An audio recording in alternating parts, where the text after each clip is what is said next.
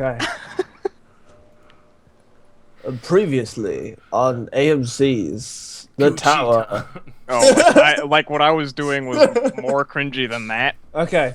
All right. It has been a long time since anyone has grown excited to hear the tales of magic and dragons. When was it that such knowledge faded into mere myth and fairy tale? My eyes, they are too old to look for the tower that once fell from the sky, and my body too weary to travel to that land far away. But my tongue remembers the stories of eras long forgotten. Days where not just humans, but the common folk flourished throughout this world. But my time is spent now, and so to you I entrust my duty. To you I pass on my task of keeping the tales of yore unforgotten. For all men must die, but what remains are the sagas of worthy heroes and dastardly villains. Passed down through generations, these chronicles we give the title Legends. And to this legend, like all great legends, we begin with our heroes in a town at a tavern. So, last we left our intrepid adventurers, we were in the town of Rest Haven at the... Does anyone remember the inn name? I remember. The welcoming maiden. Hey, Thomas, good job. Thomas is the leader for the evening. One brownie point. So last time we were I believe Thomas's character, let's see if I can remember his name, Tarkus, just drank from the Horse trough. yes, the horse trough. Also And- known as the chuckle trough. and Josh's character, Varrock, was assisting him in finding a place to rest. It is about evening, and Brunswick encountered the two, but decided to go inside the inn for reasons yet unknown. Okay, so Yet unknown. yet unknown. Indeed. Okay. Alright. So And we've derailed.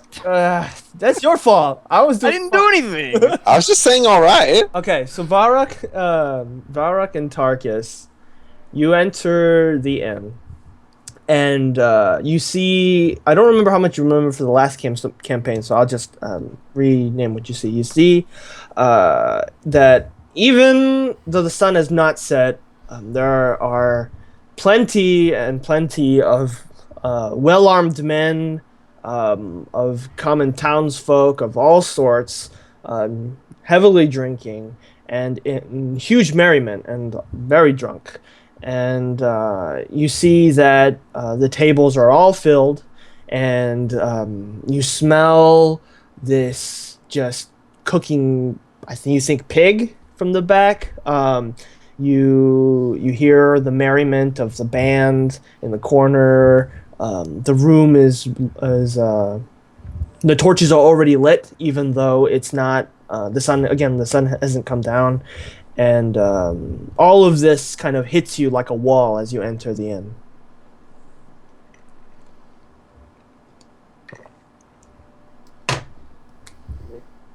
I frown with an unpleasant face at Varric. Not a very welcoming place, especially not what I'm used to. Can you bring yourself closer to the mic? My bad. It's fine. I whisper gently from afar. Anyway, What the fuck? Good game, boys. not a very pleasing place to be, and especially not one I'm used to. So as you converse in in your hushed tones, or at least it sounds hushed over all of the ruckus and cacophony of sounds. Brunswick, you are currently waiting for the innkeeper to help you get a room to stay the night. Correct? Yeah. How much would your character know about this town? I mean, since he's a traveler, probably not all that much. He probably would have just gotten here. Oh, okay, excellent. Okay, so yeah, so the barmaids are all busy and seating people, and your character actually sees the two.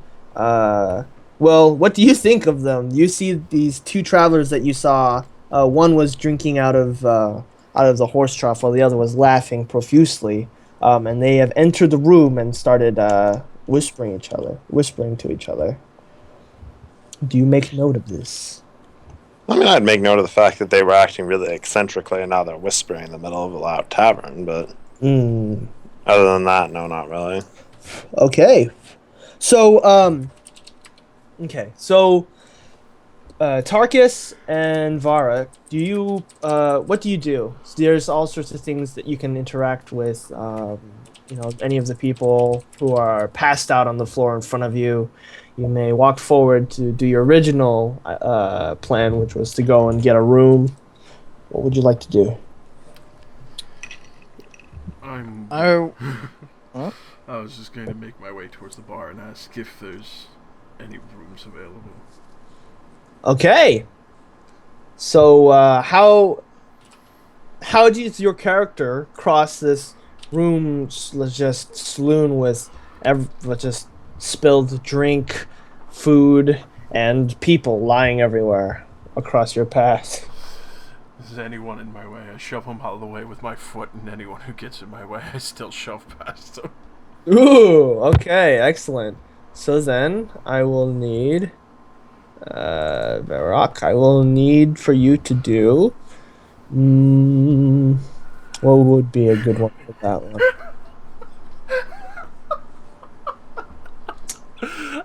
How about you give me a strength saving throw? Strength. Alright, so strength.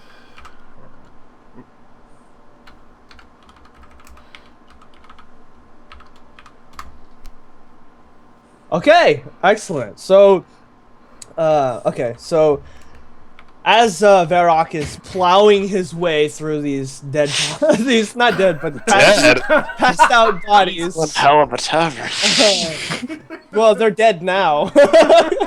As he's like, just mindlessly stepping on all of the leftover food and the drink spilled on the floor, and he is narrowly avoiding some of the bodies. One of the bodies is in front of him, and instead of raising his foot to deftly go over it, he simply kicks it to the side, and the person harshly wakes up and then starts clinging onto his leg, and is starting to go for his sword, but you manage to pry him off your leg and just give him a good rap to the face, which sends him back sprawling to the floor. And you make it to the front desk. Tarkus, how do you follow? Gingerly? Gingerly. As gingerly as possible, in a full plate. Ah, I see. So Tarkus, he begins walking through the room, and the loud clanking of his armor can be heard even over the loud cacophony of the merry drinkers, and he manages to go through the path that Varrock has so deftly carved, and you make it to the front counter, where you are motioned to sit at the only open table, where this strange monk is sitting at. First, I'd like to ask Varric if that's how things are done here. seems about because the that only was way. very strange. How can I tell that I'm a monk? That seems a bit stereotypical. I mean, Well, tell me. Then tell them what you look like. all right. Okay. Here comes the All right. glistening lips. What? You want me to do that? No. Oh god. All right, that's what I thought. Fuck. Wait. All right. A medium-height man sits gingerly at a table, as is the word of the evening. His hand resting on the table while he glares around the room impatiently, waiting for the innkeeper to get his attention.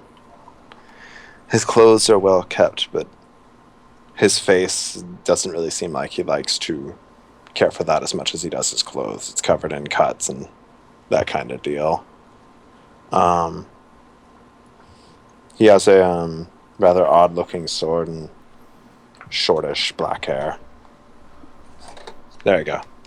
Excellent. Okay.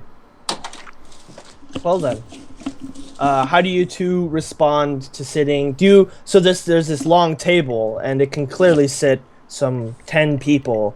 And Nick, where are you sitting?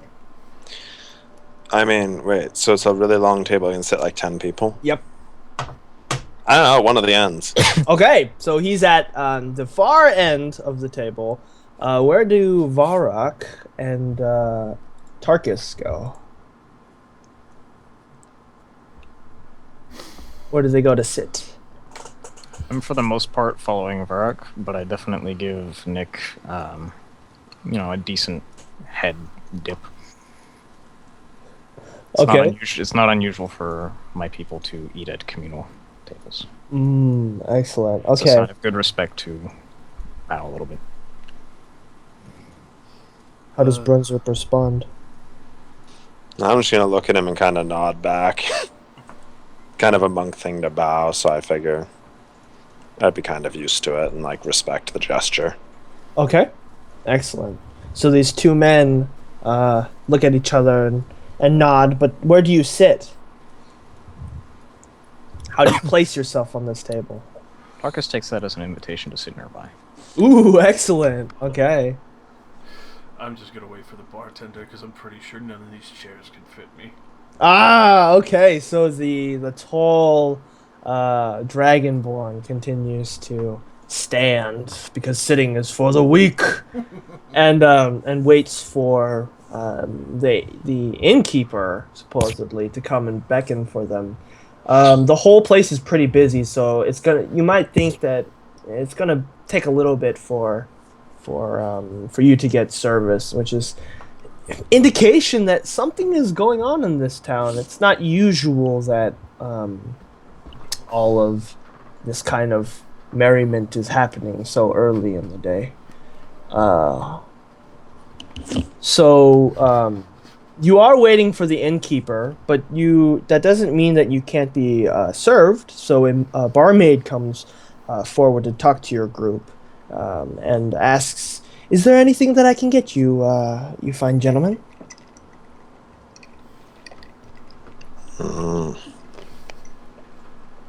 Water would be pleasant. She just kind of looks at Tarkus very strangely and goes, "Oh, okay." And you, sir? I don't know, something strong. And she doesn't even look at Varrock. She just she turns to she keeps looking at you, Nick, and she goes, "And for the person standing?" I'm gonna turn around and look at the tall reptilian individual and be like, "Hey, you want something?" Tankard of honey mead would be nice. Honeyed meat or whatever he said. Okay, and then so she goes, okay, and she rushes off hurriedly to get your order. And as you're sitting there, waiting for her to come back with the drinks and just taking in everything that's happening in this room. Where are you guys like focusing? Are you guys just kind of sitting, looking at like the counter, or what are you guys paying your attention to? I would be across from Brunswick, facing him. Ooh. Just waiting, not like staring at him or anything.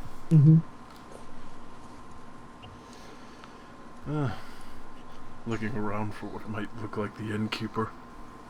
Okay. Brunswick? I'm in no hurry, so I'm just kicking back and relaxing. Awesome. Okay. And so, as you do such things, and the time continues to slowly tick by, you notice that actually, can you guys roll for me a perception, please? Each? Perception check. One each? Indeed.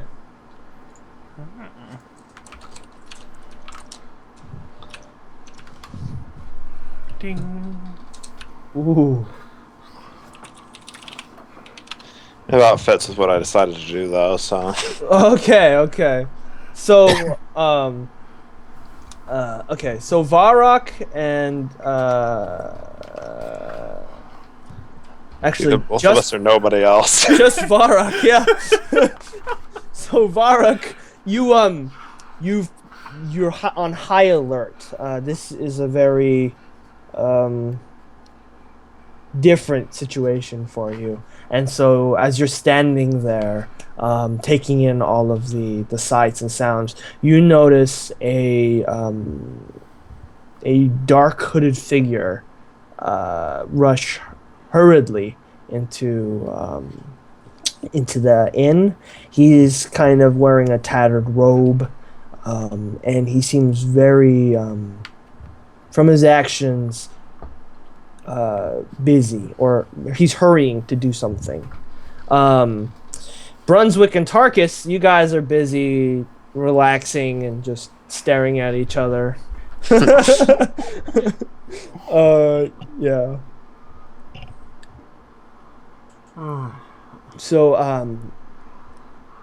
as you see this man enter in very hurriedly, he kind of looks around and deftly just avoids the entire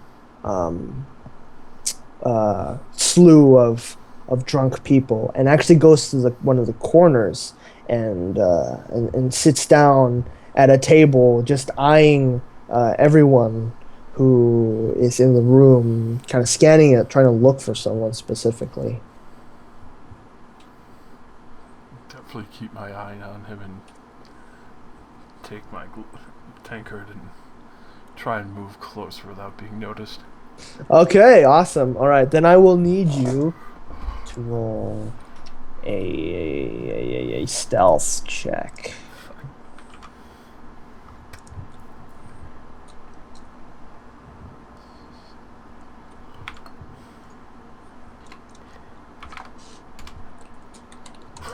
Man.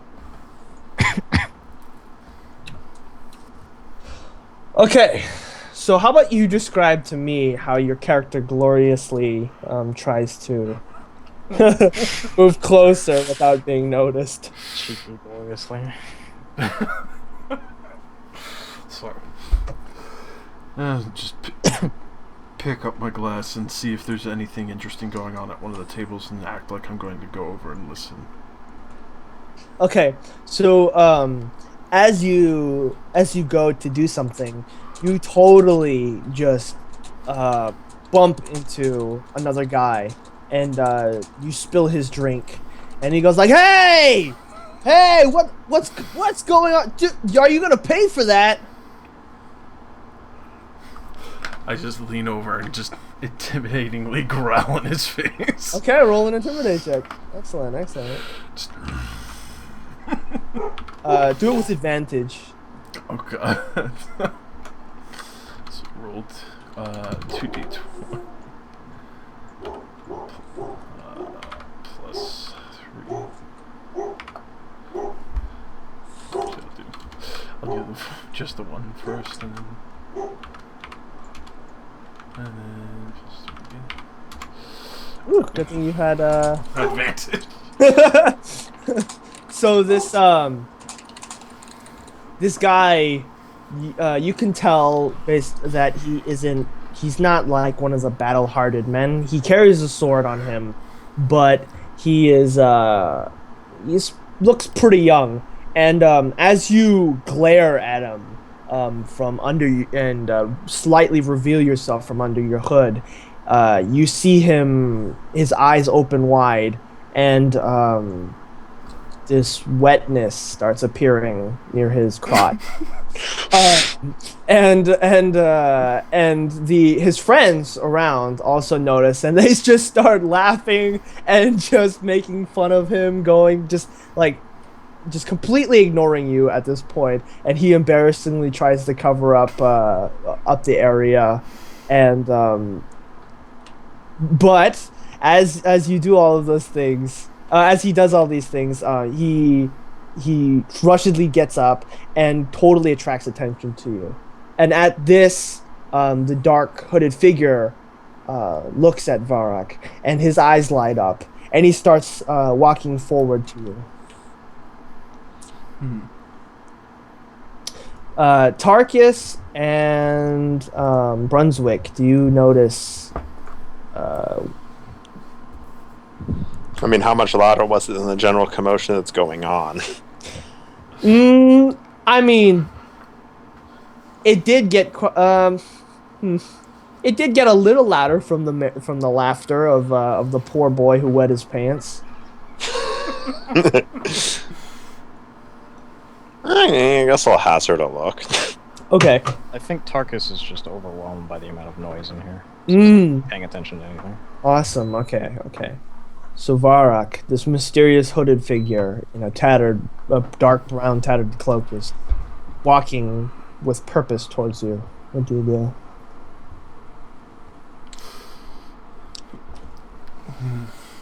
I'll keep my eye on him. Definitely let him approach, but I'm gonna slip my hand under my cloak and put it on one of my hand axes. Excellent. Okay. He begins to walk a little faster for you, and his hand starts moving out to reach out to you. What do you do? He's a wizard, Harry. Draw one hand axe and just show him, but not make it like abruptly obvious to everyone. Just show that I have a weapon. He okay, and so totally not phased by this. He walks up to you, and he holds out his hand, and he goes, "Oh my goodness, you're perfect!" And he just starts like eyeing you up and down, like going around you, looking at that axe that you have. It's like, "Oh, that axe! You're exactly what I wanted." What are you talking about? Oh, there's no need to jest. I'm the Tychus. I'm Tychus. I'm the one who hired you and your adventuring party, right? You guys were going to help me with a little problem that I have. You're just the type that I need.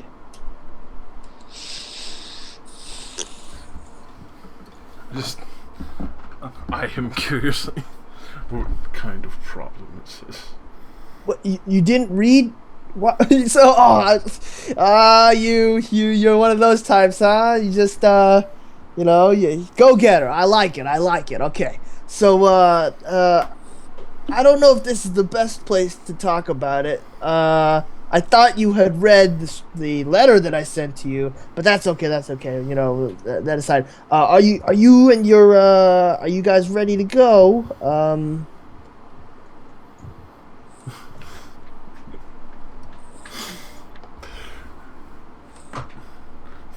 Fairly certain everyone should be ready. Go back and... What? Roll a deception. Oh god. Oh god, I have negative to this. We're getting press ganged, Nick. Probably not.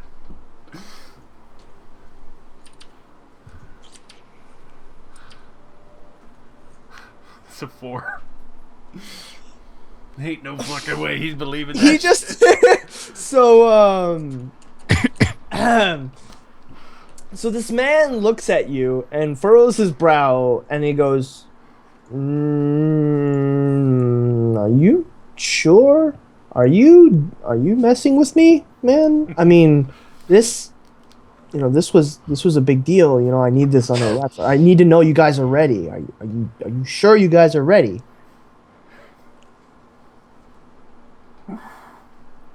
I just put the X over it and punch his shoulder jokingly. I'm not sure who the hell you are, but it sounds like you have a good job. And he just goes, "Oh my, I'm sorry.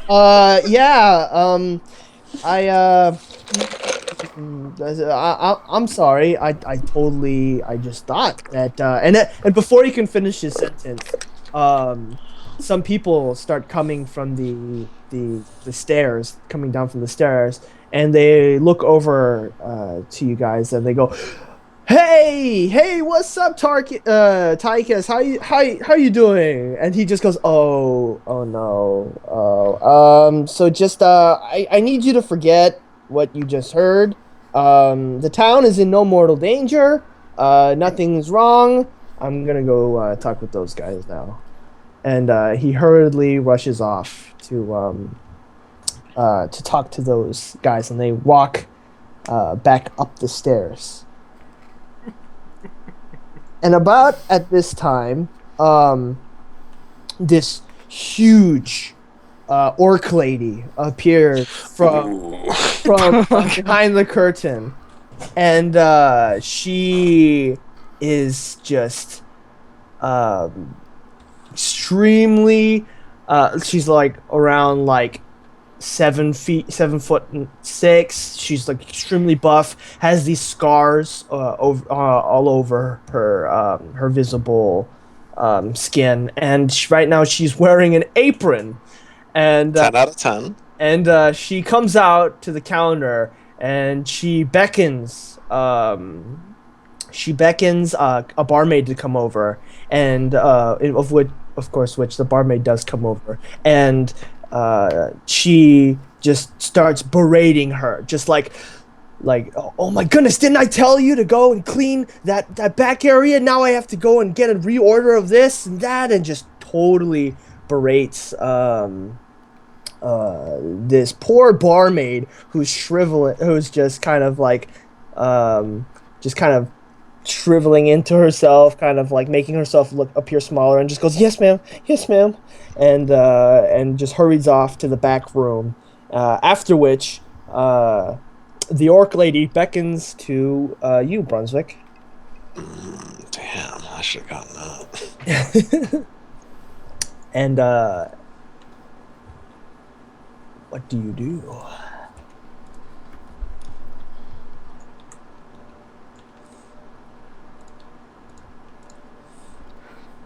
Oh, I forgot them. That was my name. Yeah. I'm gonna just, I don't know, casually get up and just like meander on over. Not really clearly in any hurry. She goes, "Hey, so you need a room, eh?" Yeah. Well, funny time coming here. I mean, there's a little bit of a problem. But I think we're gonna need to call the other guy from who's kind of looking at you, the one wearing all that black. Yeah. And she beckons at you, Tarkus, to come forward. I clumsily get up and slam my way over there. You don't even get Barak? Okay. Okay. I'm So off with my own devices. okay. So so she goes, "All right, boys. Now I know you will both want a room, but the problem is you came at the worst possible time. The Dream Festival is tomorrow night, and as you can see, I'm very, very packed. I have one room, one small room, and I don't know. What are you guys gonna do about it? And she just puts the key to the room. She reaches into her pocket, grabs it, and then just slams it on the counter and puts it in between you two. I don't mind sleeping on the floor. Who do you say this to? Tarkle, the man I don't know the name of, so.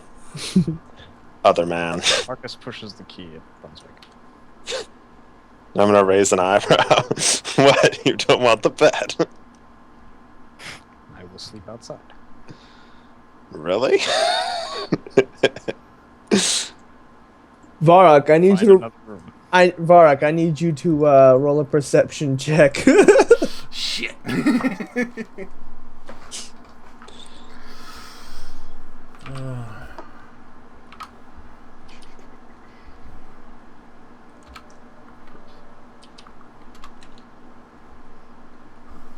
15. Oh yeah, you totally see this, man.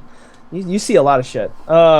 So as you were left confuzzled by this man who totally mistook you for someone else.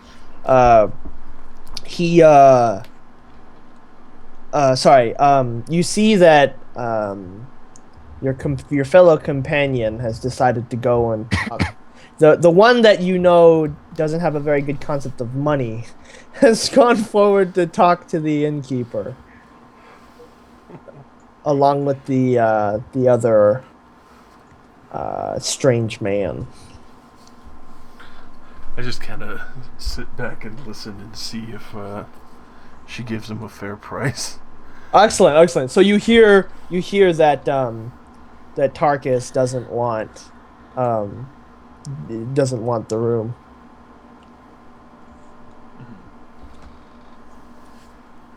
Surely there are other accommodations.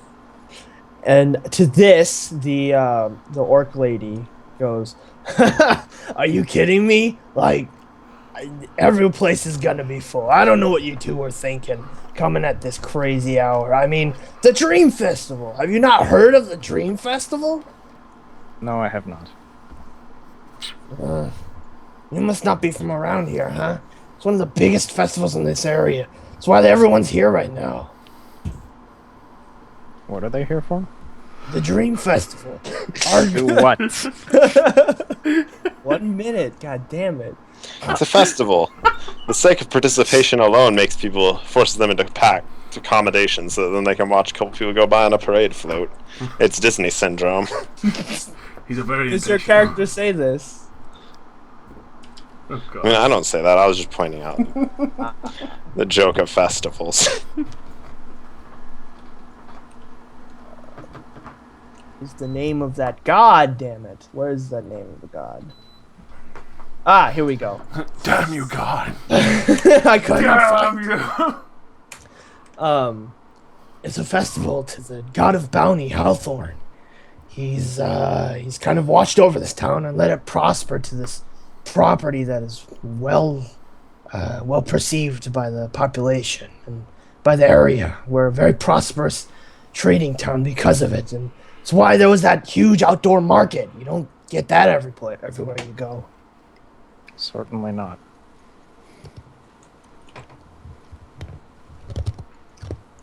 So you're really not gonna want the room, huh? All right then.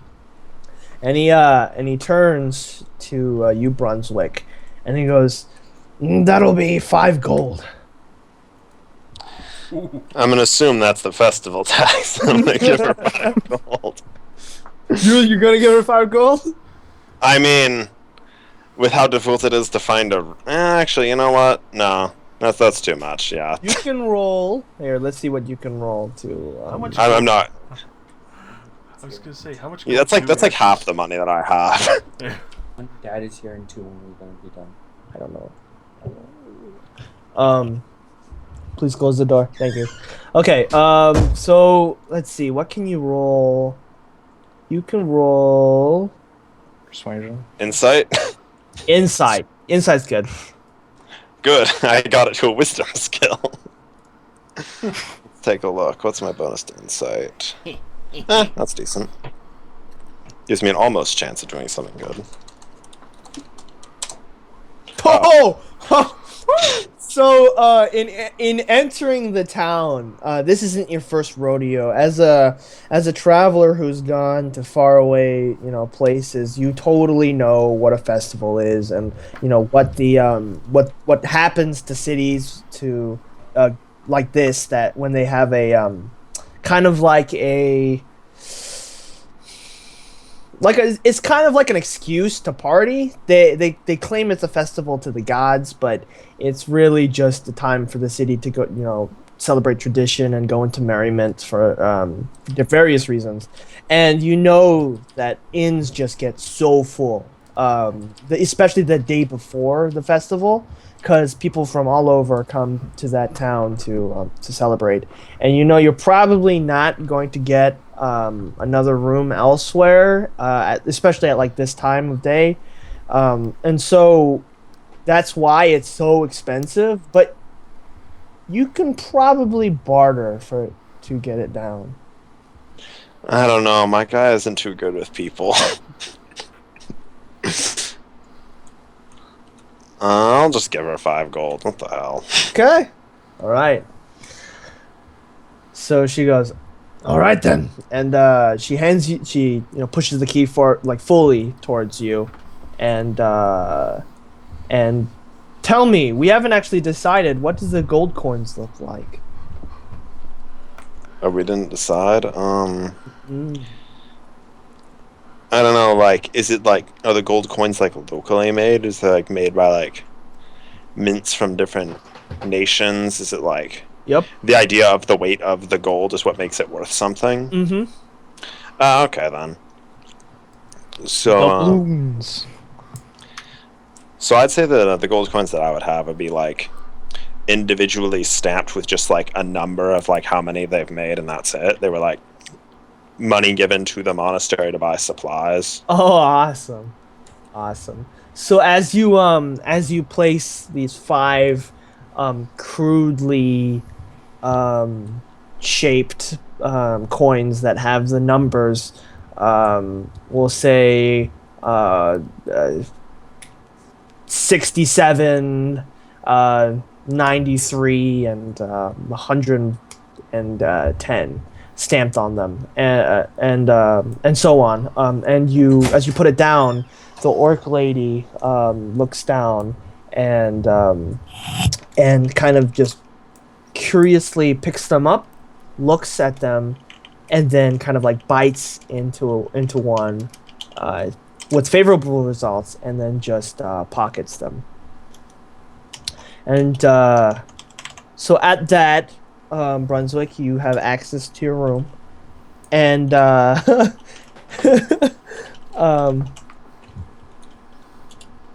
1 minute, sorry. 1 minute, sorry about that. Swords to plowshares, baby.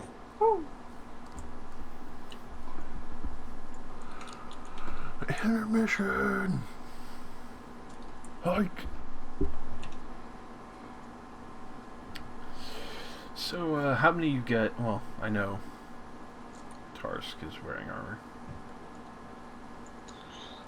I'm a monk. I wear no armor. I don't actually have armor. I don't even have a shirt. Well, you're a barbarian. More than likely, I assume. Yeah. The only thing I that... really have is like pretty much like at most what people would consider like a loincloth or so. Underneath a cloak. Yep. You're like a male. You're like male Dracula. He's a pedophile. He's a flasher. Okay, sorry about that, boys. Okay, so I'm sorry too, but Oh, not wait. for the same reasons. so Brunswick, you just got your key, and Varrock, your recently acquired companion has declined the room.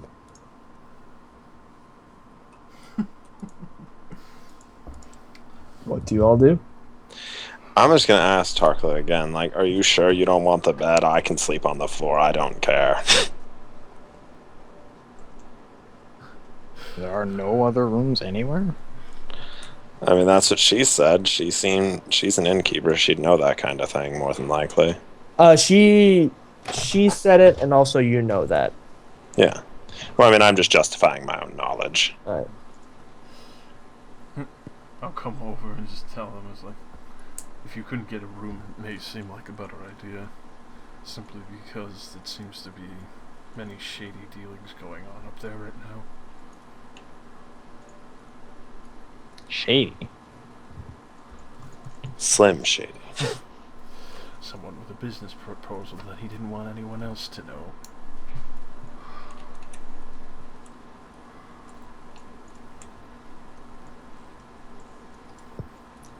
Sounds treasonous to me. Before mentioning knowledge of the village possibly being in danger.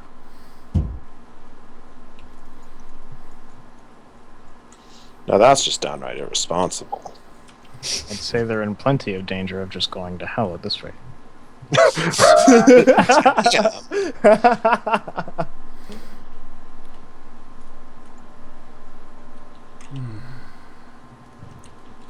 What to do about your predicament? Does it look like anyone's really watching the stairs or who goes up to the rooms? Not really. This whole place is so crazy right now. You probably couldn't really catch anyone. Like, the only reason why you were able to see the person like enter the building was because he was like obviously dressed suspiciously. Good, because then I'm gonna head up the stairs. Oh, okay. So I'm just gonna say that I prefer not to sleep with others nearby, and just leave it at that. okay. So so Tarkus, so you decide as you say that do you follow Varrock as he tries to go up the stairs? Do you go outside? What do you do? I'd go outside and see like what time of day it is now. How much time has passed? Okay. Excellent. Okay. So, as you go outside, you notice that you have waited actually for quite a while, and the sun, you can see kind of like the very edge of the sun starting to go behind the mountains, and the sky is turned a luscious shade of red, and the town is starting to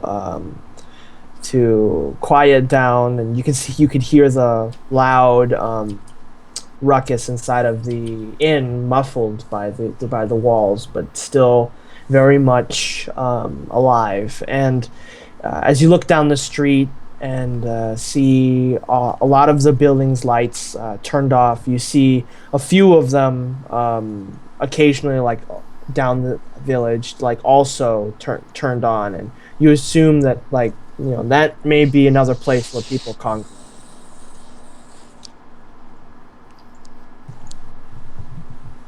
Tarkus definitely feels relieved being outside and away from all that noise now. So he might just wander around for a while. Okay. Now that it's calmer, and he can actually look at things. Awesome. Okay. We go back to Brunswick. Brunswick, you see Varrock start heading up the stairs. What do you do? I mean, my only interaction so far with him has been buying him a drink, but I mean, I'm curious to the size of my room anyway, so I'll follow a bit behind him. Okay, excellent. So so you walk up the stairs, and it's not the second floor is not the style of where like there's a room on top of a room. The center is all just empty, and there's kind of like this. The stairs go up to this kind of like platform, and along the platforms are like doors for different rooms, and and it goes all the way around the building, and as you start walking up the stairs and then down that kind of little what is the word for it? Overhang. Yeah, I guess overhang is the right word. As you start walking up to the overhang, Varrock, what are you listening for specifically?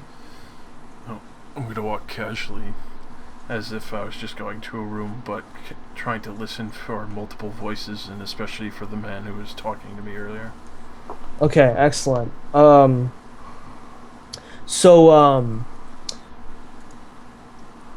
Roll a perception for me, please. Let's see. Okay. 10. Okay. So, right on the dot. How would this work? Okay, so you go to the first door, and you kind of like casually stroll up and lean against it, and you hear this conversation through the door, like, man, I don't know. I just feel like it's not a very good investment. It's like, I get it. Like, it's really busy right now, but I feel like you can't drive the sales up. And yeah, and it goes on such and such, and you know that's not your door. So you move on, and then the next door, you hear this woman screaming at this other man, going, "You cheated on me with her. How could you do that?" And then just kind of chuckle at that one. And as you continue to move down, and you're going, you know, just wrong door. And Brunswick, you realize that your door is coming up. Varrock, you hear these people cry out like, "That's not. What? Are you kidding me? Like, that's not possible. What you asking of us is totally not what you said in the contract." And this other voice is replying back like, "No, but your guild assured me that you'd be all that we need." And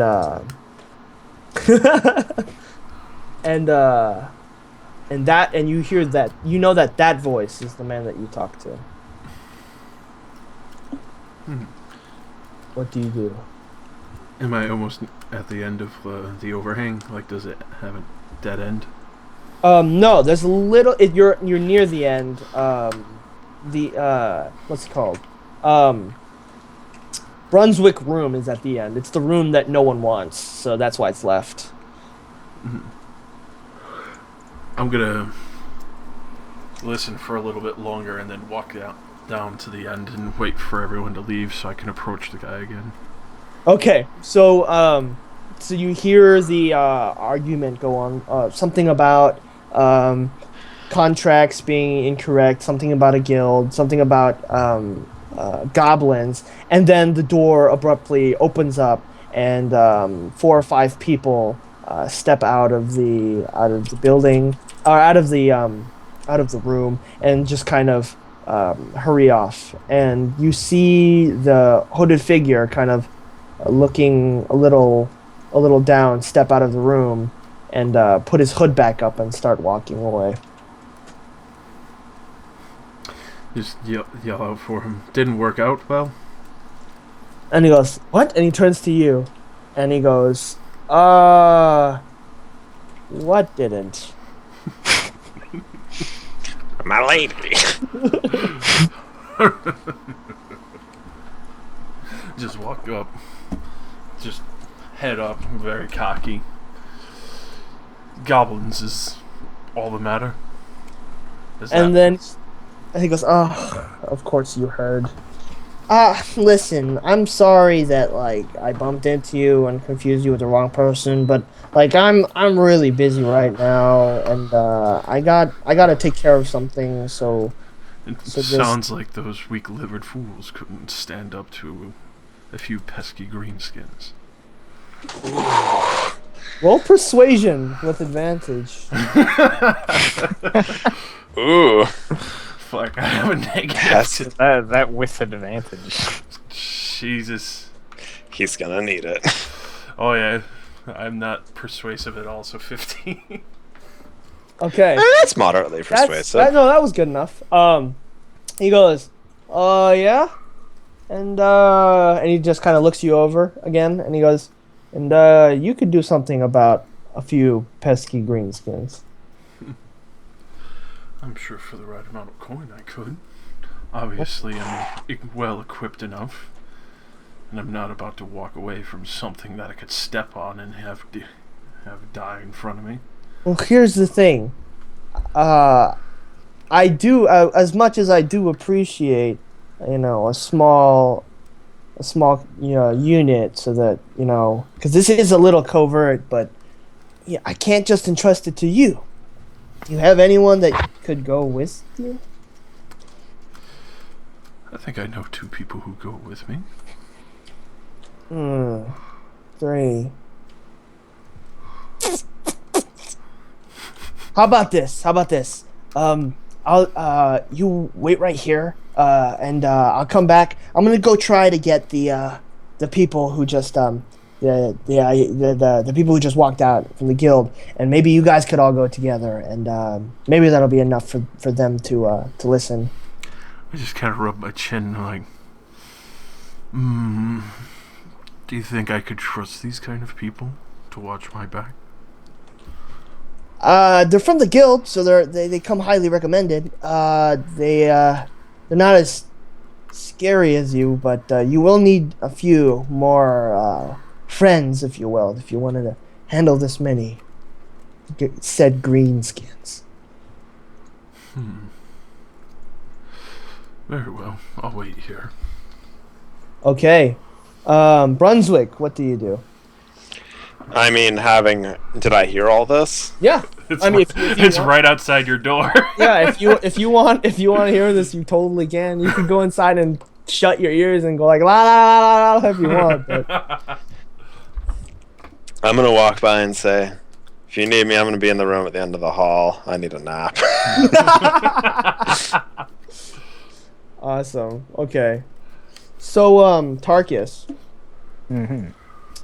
The breeze is cool, and with it gives you this feeling of familiarity. Even on, this valley, in the side of the city that is so unfamiliar, the wind is the same, no matter where you go, and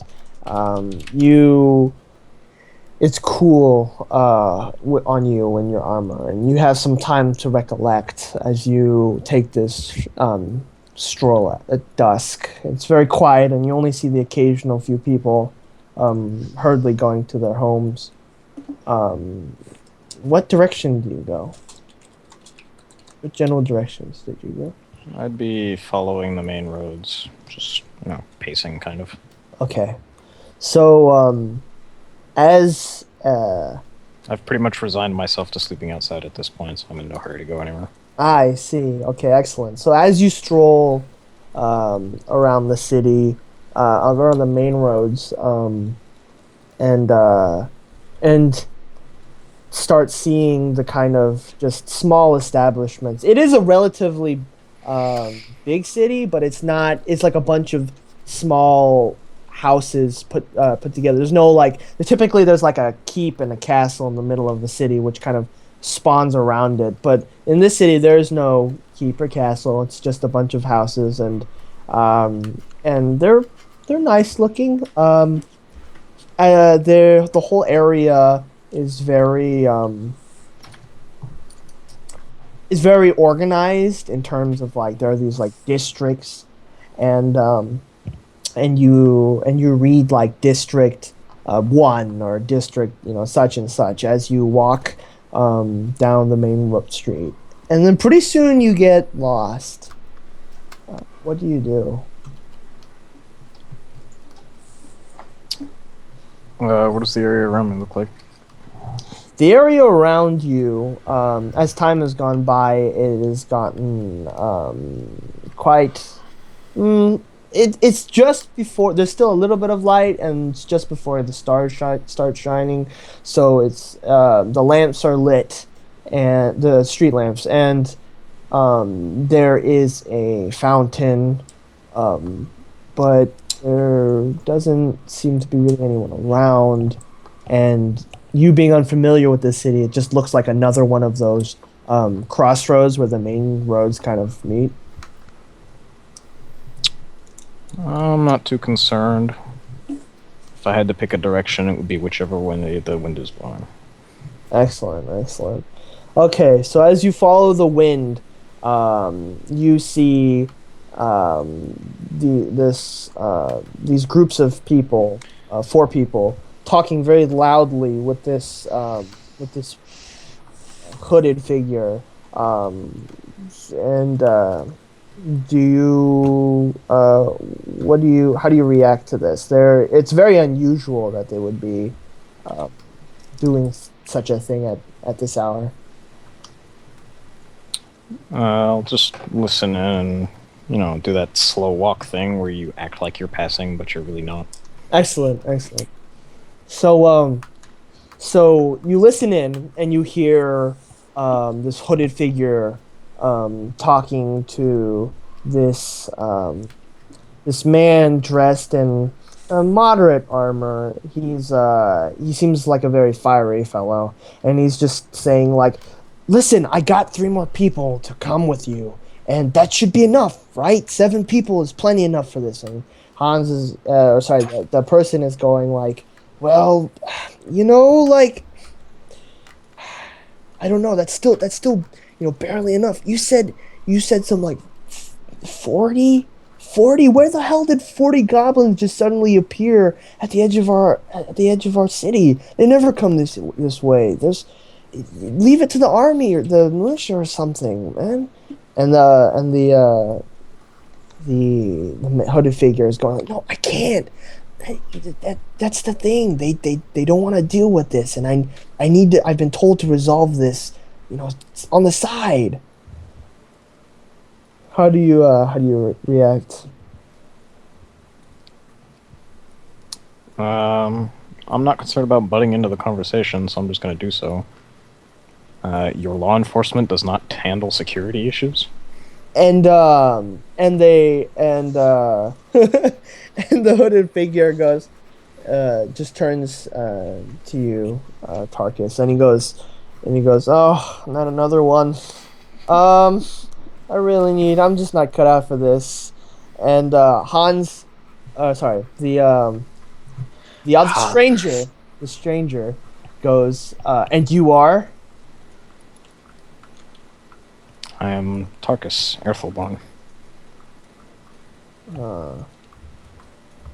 And he looks you once over and he goes, "Military? Templar. Templar. Yeah, we could use a Templar." And he looks over to his other companions. This elf with a bow.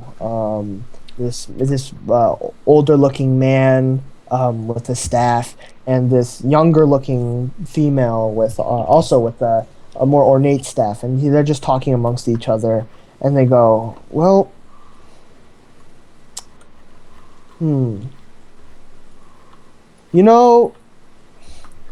yeah, honestly, the guard in the city has kind of grown fat on the wealth that everyone in this town provides. They're supposed to do the protecting, but there's so many adventurers coming by here that, they've gotten lazy. All the adventurers take all the jobs, fighting monsters and such, and there's nothing really that we can do, though. This is definitely for them. They have far greater money and funding than us. We can't. It's the eve of the festival. We're not ready to assemble a large group against goblin invaders. And as much as I don't want these guys to hit the city, it's just kind of like, what are we supposed to do? We can't just go out there and die. That's not going to help anyone. I kind of just shake my head as though it's, like, disappointing. And I say, in my society, threats are handled with impunity. Immediately. And at this, the hooded figure just goes, "Huh? And points to this guy. "See, now you have 8 people. Look at that.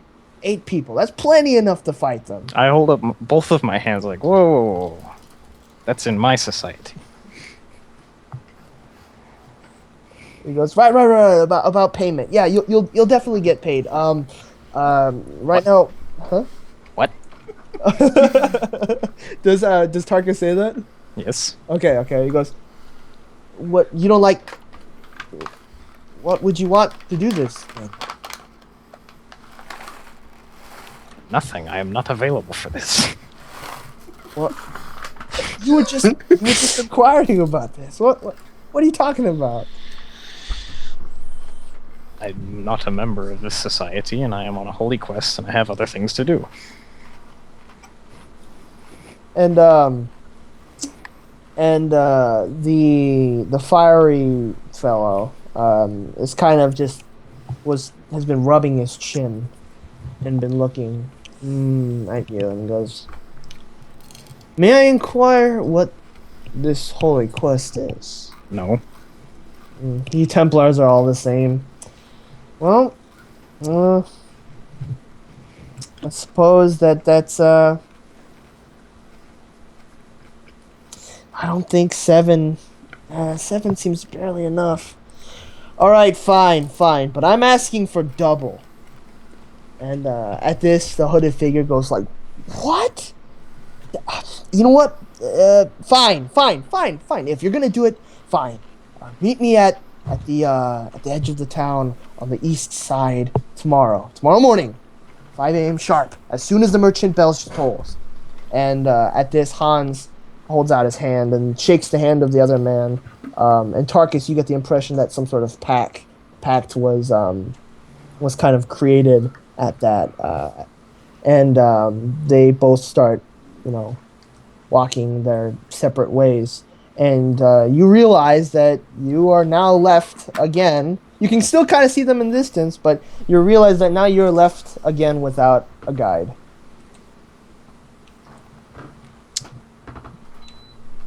I stand around for a little bit. Not too much thinking happens.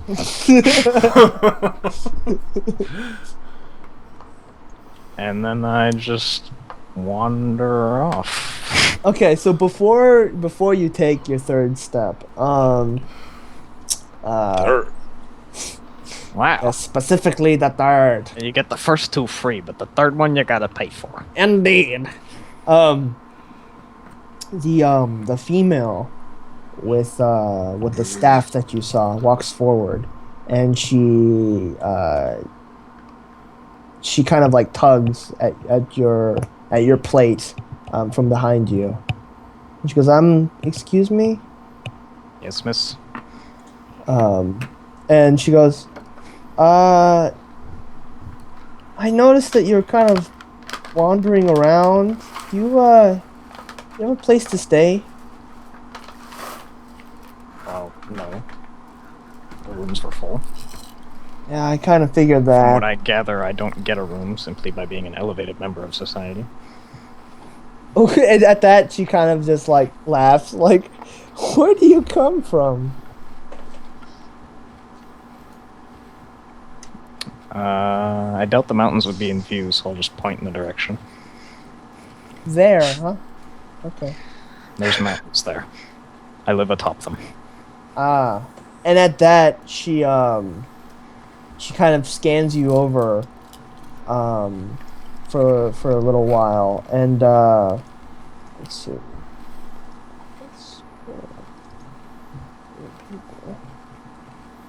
We actually never give a name to your people, Thomas. Would you like to give one to them now? Didn't we? I thought you... There was a name for your religion, but there was no name for your people. Do you want to just have, because your religion is so... I mean, that's everything. If you're not part of the religion, you're an exile. Excellent. So she goes, "Oh, Order of the Iron Sky, huh? Wow, you traveled quite a far ways, haven't you?" Yes. And at that, she goes, "Well, we can't, give out things for free. I don't even know how to explain something like that." your people are so weird. And she just kind of starts she starts walking in the direction of, let's say, in the opposite direction of where you were coming from. And she goes, and she's just kind of muttering to herself, and then she turns around and she goes, "Are you coming?" I guess so. And at that, we cut to Varrock. The man in the hood appears again. He goes, "Okay. So they said yes. They said yes. And I'm going to need you to meet me at the far east of the city at around 5 a.m. as soon as the merchant's bell tolls, and be prepared. Bring all your gear. You're gonna meet some other people who are they're interesting characters, but they should be good enough." And he goes, "Do you accept these conditions?" And he holds out his hand. I can accept those conditions and reach out and shake his hand firmly. Excellent. And try not to crush his hand. Yeah, at that he goes. At that he raises his eyebrows and he goes, and he seems further impressed. And he goes, "All right, I'll see you tomorrow." And he hurries off to the side. And so you see a bunch of remember the people who left the building. You see a bunch of them start entering back in. 3 folks, in fact, and they just continue to walk towards the stairs and head in your direction, and you are in their way.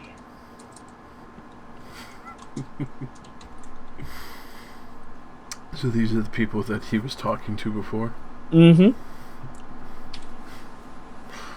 I'll just kind of give them one over. See what kind of equipment they have, if I can spy any. And you see the person in the front is this he's this kind of like well-poised gentleman, young but not inexperienced. He's wearing light armor, maybe some just kind of like a shoulder pauldron, and then maybe a chest piece, and he has a sword and shield. And you see the person behind him is an elf who simply has a bow and a quiver. You see the man behind him, he's just got nothing. He's just kind of like, he's got like the loosest robes. He seems like an older gentleman hanging out with them, and that's what you see.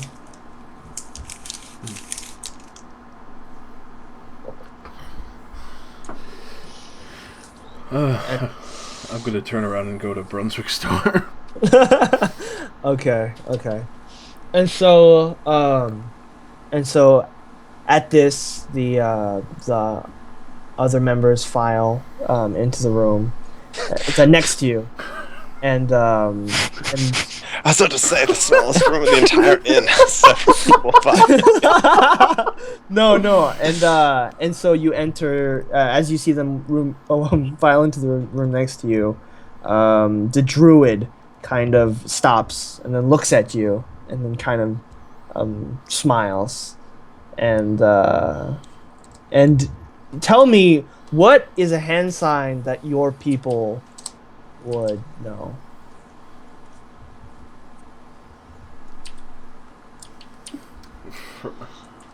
For who?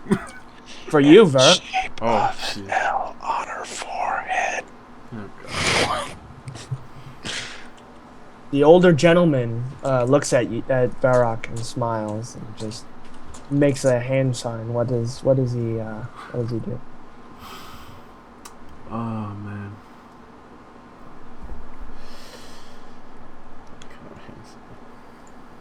Am I awake at this point? You could do whatever you want, but you said you were sleeping. Yeah, no, I was just making sure I didn't miss a cue, and then I was actually supposed to be Oh no. something. Okay. Do Oh god, that's cheesy. do what you will. Oh, it's cheesy, but I want to go with it. Okay. It's kind of like when you put your hands up for rock. For rock. Yeah. Like when you rock out 2 fingers up and then 3 fingers in. Demon horns. Yeah. Okay. So so he makes that sign and he does the double nod with it, and at this, Varrock realizes that this man, this human, has definitely made contact with your people, and he goes inside of his room and shuts the door. Oh, what a cock tease. And and so with that experience, Brunswick, you're still asleep on your bed, right?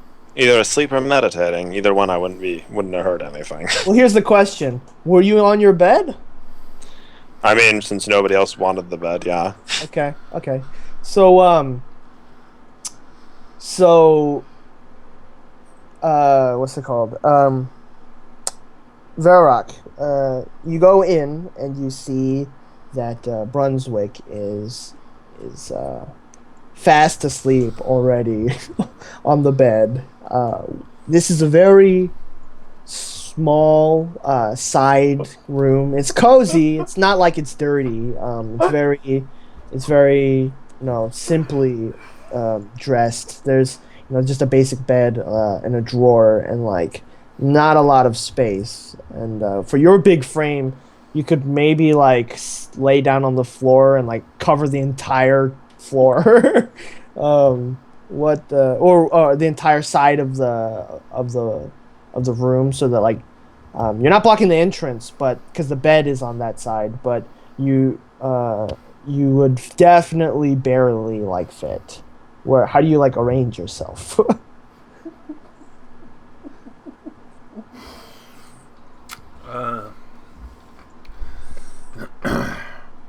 Essentially, I'm just partially surprised that the door is open. And then, because I would assume there's at least a lock on it. Well, Brunswick didn't say anything about closing the door, so Yeah, he doesn't really care. He doesn't have anything to say on him. it was just wide open. I just go over casually and tap him on the shoulder. See if Let's roll a D100 to see if I was in the middle of a vivid dream. Okay. Above 70. Okay. All right, that's an 8. Nope. So you are currently experiencing a nightmare. God. Varrock, you tussle this limp body, and what do you say out of your sleep talk? No, I don't want to clean the stables for the 57th time. Had need to do it. What? Oh no. And I'm like start choking the air.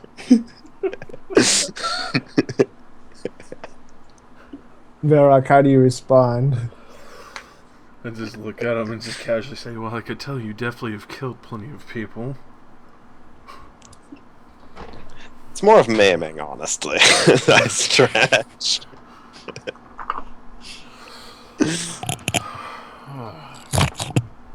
Especially seeing how he wasn't afraid of my looks. Just simply ask him, first, thank you for getting me my drink, especially since the barmaids were so afraid. You say this to a sleeping body? No, somebody woke me up. Oh, did you? I thought you said it was an 8. You said above 70, so you were... No, I was saying that was if I was in a vivid dream when he tried to wake me up. Okay. Fondling a maiden. I see. And I tell him the proposal. Well,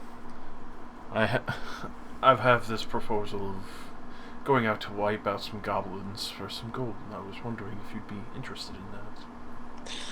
Yeah, sure. I need more travel money to get to my destination anyway, considering how expensive this room was for the night. So yeah, sure. Didn't sound like all that difficult of a proposition. Good. So, meet me at the Far East Gate at 5 a.m. Alright. Do you want to sleep on the floor, by the way? Seeing as you probably won't fit in the bed, and I don't think you have a room for the night. I have someone else I need to go collect first. Alright. Okay, so at I'm this about to get repoed. repo. So at this the we switch back to Tarkus, who's just walking with this See, I don't think Tarkus walks. I think he tramps. he is tramping. So he's loudly tramping through the city, and the girl like turns around and goes like, "You don't walk very quietly, do you?" Full plate is not conducive to that. Yeah, but I mean, there's walking in full plate, and then and she mimics you and kind of like spreads her arms and legs kind of in a crab stance and just kind of goes side to side like dun, dun, dun, dun, dun. And there's that. Damn. The thought occurred to me several hours ago that I maybe should remove these.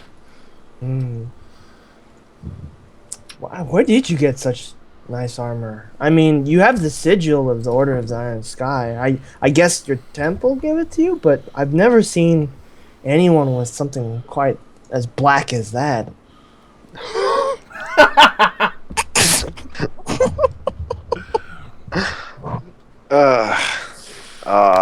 The word black is that.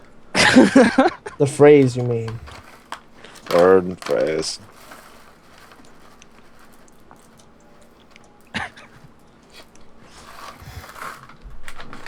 I am a bit elevated even amongst the Templars. Ooh.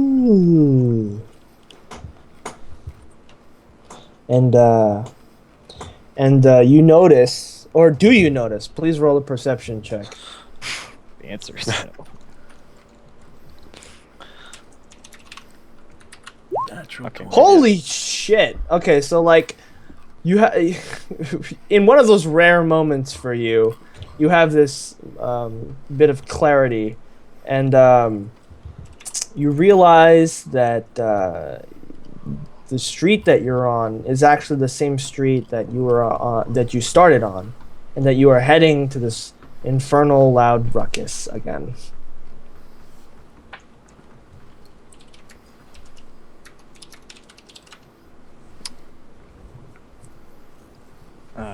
Where are we going exactly? And she goes, "Oh, back to the inn." I mean, it's the only room you're gonna get right now. Wink, wink. Eyebrow raise, eyebrow raise. Nudge, nudge. And then Should I will have continue watched tramping.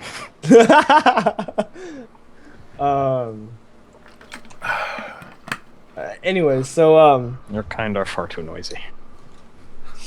and she goes, she turns around and she goes, "You're one to talk, mister." And she does the crab thing again, and just makes the loud stomping Noisy with noise. their mouths. Man, and so at that she just continues to laugh, and you guys get to the inn, and people are actually starting to calm down. There's not as many drinkers, and it's very strange to you because typically, well, I don't know. Do the people of the Order and Sky or of the Iron Sky do they often have merriment or occasions where they drink? Probably once or twice a year. Oh. And it's not like a set schedule thing. Okay, so you know that or actually you don't know. Never mind. So yeah, you just think it that like, I guess, thank God that thank your the what did you call him again? The God King. God King. Yeah. Yes, thank the God King that the ruckus is starting to quiet down and people are starting to head to bed. And she leads you up the stairs and into the door or the room next to the last room at the end of the hallway and or the what is it called? I keep forgetting the name for it. Overhang. Overhang. Thank you. What are we talking about here? There has to be like an actual word for this. I The walkway.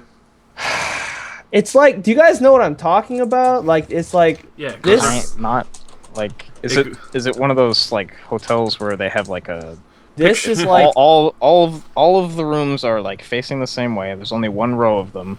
this and is there's, like an outer boardwalk on the this side. is the room. Yep. There you go. Yeah. You just said it. Okay, there you go. Anyways, Boardwalk. Yeah. Like how it outcrops from the building, but I think all the doors go in. Okay, Mhm. I understand now. yeah. Okay, sorry about So that. it's a Motel 6. Yeah. So except inside, I guess. Anyways, but Motels like that. I understand now. yeah. So she takes So you it's to. it's more like a wing of a mansion than it is. It's a very big building. And so she takes you to the room second to the last one on the right and opens the door. And inside you see the three guys who were talking earlier, and they look at the door and at you, and they go, "What?" Because they just see you, and behind, and then the girl behind pops up and goes, "Hey guys, I got a straggler over here." Ooh. How do you respond? I shrug, which creates more noise. And at that, the three guys just like sigh and go, Anna, you can't just bring like every lost dog that you find in this. Like, I mean, I give her an "I told you so" look. and she just goes, she just ignores that look and goes, "Oh please, that's only like a few times." And the elf goes, 15 to be exact. We're not exactly running a charity case here, and kind of just points to the room and how like it's not like the biggest room. It's not as it's not like the smallest, so it can definitely fit 4 people, but you're not gonna be sleeping on a bed. Yeah, Tarkus doesn't like this setup anyway, so he's just going to say that he will resume sleeping outside and bow his way out of there. No, and then at that, Anna goes, no, it's fine. You can have my bed. And at that, the other 3 guys, no, it's not, no, Anna, you can't do that.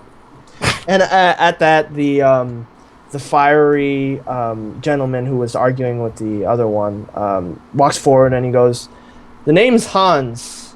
You said yours was Farkas?" Tarkus. Tarkus, yeah.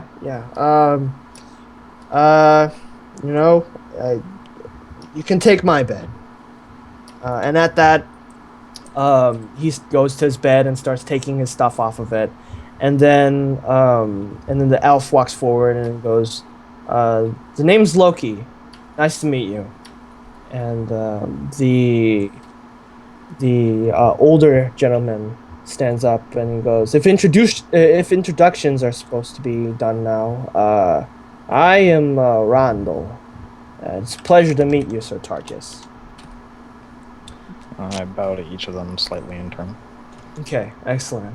And at that, Anna goes, "Yes!" And she goes over and to her bed and just kind of jumps onto it and then falls and bounces on it, and we will take a short break there.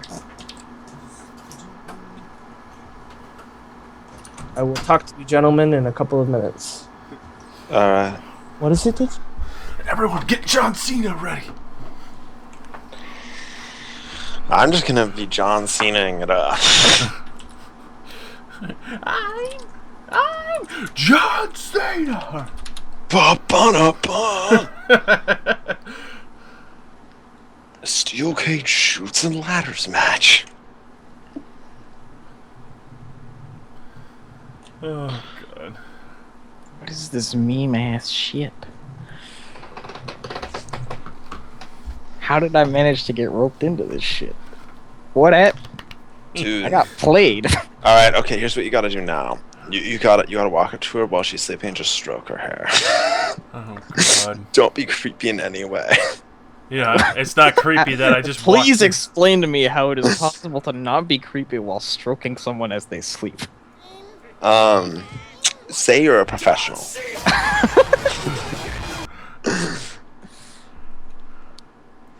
It's okay, I'm a doctor. What is wrong? Shit. You have Alright. problems. Yeah, I know. Alright, Katarina, I'm done with your mission. I got one question for you. Thomas, you wanna jump on for Elrion? What? Doing my dailies. Oh, yeah.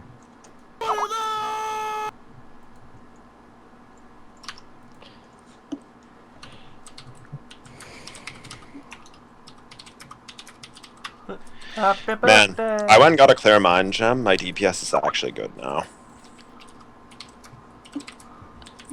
Like, it's a monumental occasion.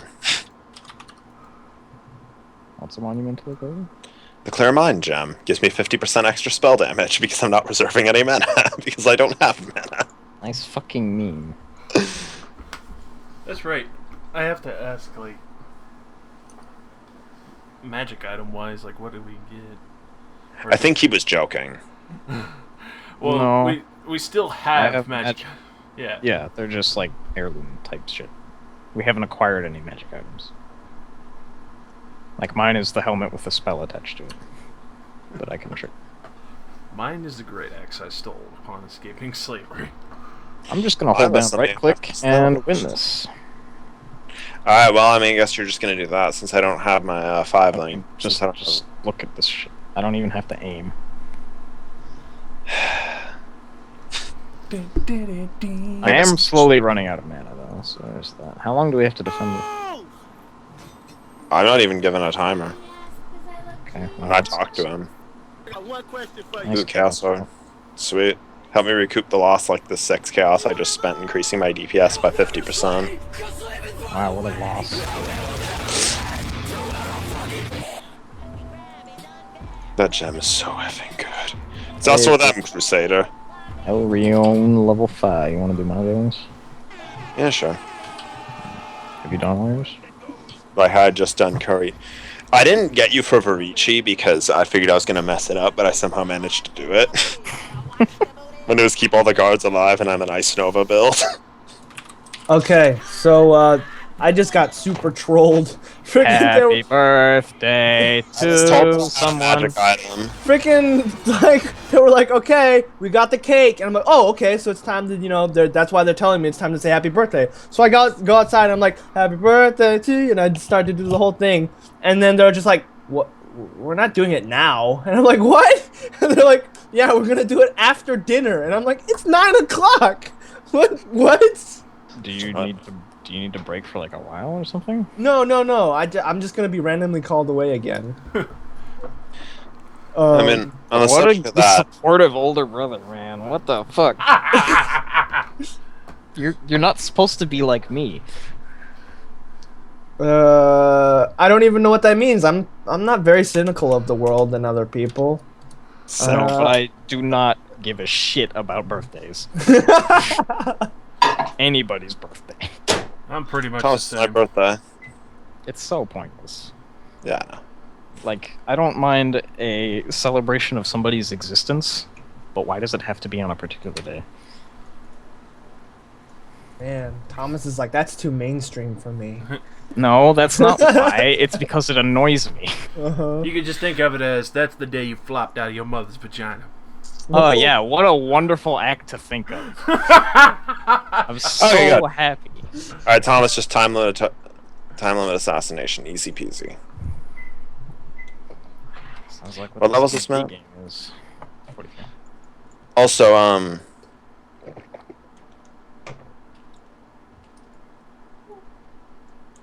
yeah. Also I was just gonna mention the whole magic item thing because I wasn't aware if I wasn't gonna get one or do I just not? Wow, you really grabbed that. We really just need to discover, like, what. Oh, do we not have them or what? Well, we 'Cause- have them, but we don't know it yet. Well, Oh, okay. Have them? Tom knows Tom knows what. his magic item. Come again? Coming What is- again is difficult, Joseph. I feel like as Yeah, there's a recuperation period. Yeah, it's called a refractory period. Yeah. it's a mailman discrimination. Oh, my God. Mailman Mailman discrimination. discrimination. Holy shit. As opposed to female man discrimination? Yes. Or are we talking about male carrier discrimination? Female. Why not both? Anyways, okay. So, shall we continue, ladies and gentlemen? No, I no, no, mean- no. We need to sort out the politics of this. Okay, fine. I say it's the UPS man discrimination. I say it's the Brown. milkman. Wow, now you discrimination. have him PMSing too? Oh god. Alright, this is a stupid conversation. John Cena. Now that's a male man. Man, Yeah, that is what we're talking about, Nick. man. Alright. Okay. Can't escape me, Spider-Man. Oh, Jesus. Honestly, I Godspeed, Spider-Man. it's so much cringe. It's unreal. Come here, Spider-Man. Let me trust you with my new Bugatti. Us in the passenger seat, you can drive. Thomas, how cringeworthy is it? If you were to give it a numerical value, would it be over 9,000? No, because that's cringeworthy in and of itself.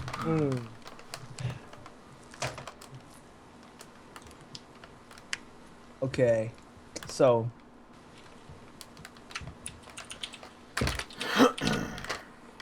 you fellows wake to the sound of the city bell tolling in the distance. It's very light chime, I suppose. There's What? an open plot hook.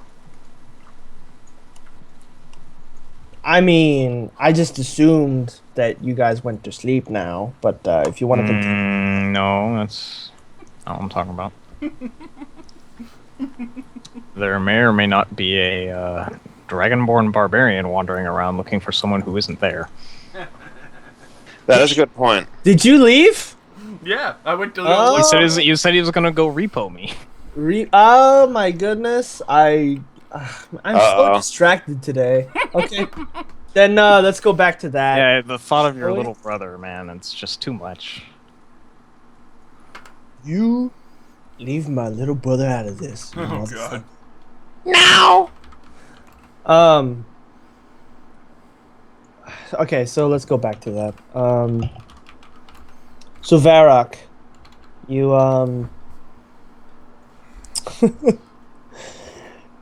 you start to leave to find this companion that for some reason you decided to follow, even though he doesn't seem very intelligent. Neither does the barbarian. What the fuck? What is this blatant classism? Is that what this is? Classist. So you you decide to go and try and find him, and you head out of the inn, and it is dark out now. There's not a lot of light.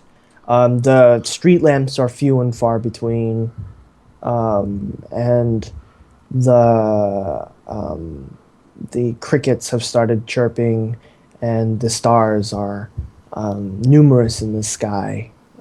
It's very gorgeous, and there's a light, gentle breeze coming from the west. What do you do? Enjoying the breeze and just the silence of the night.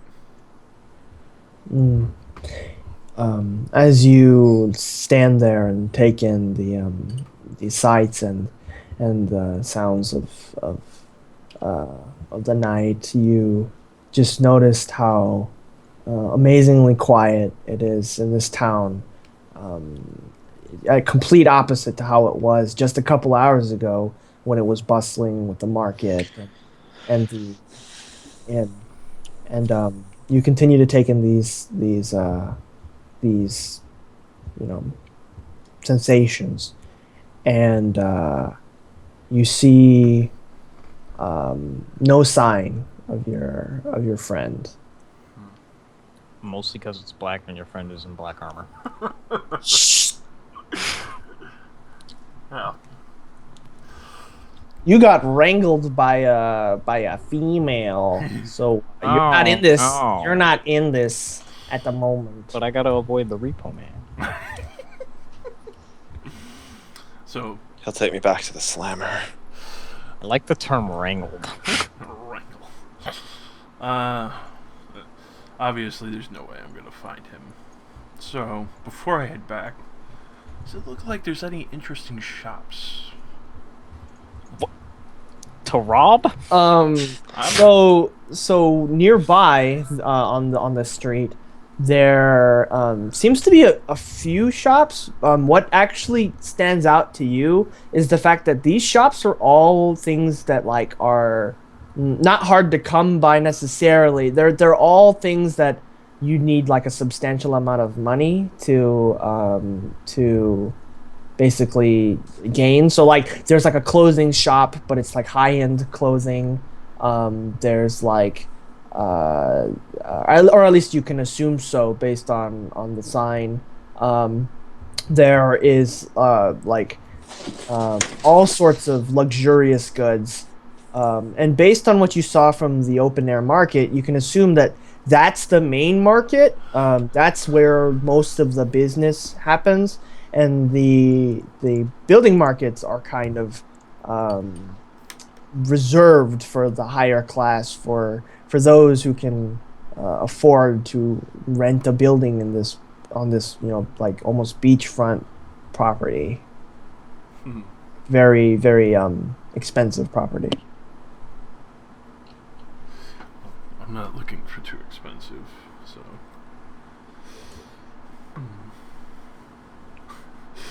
I could use some better clothes.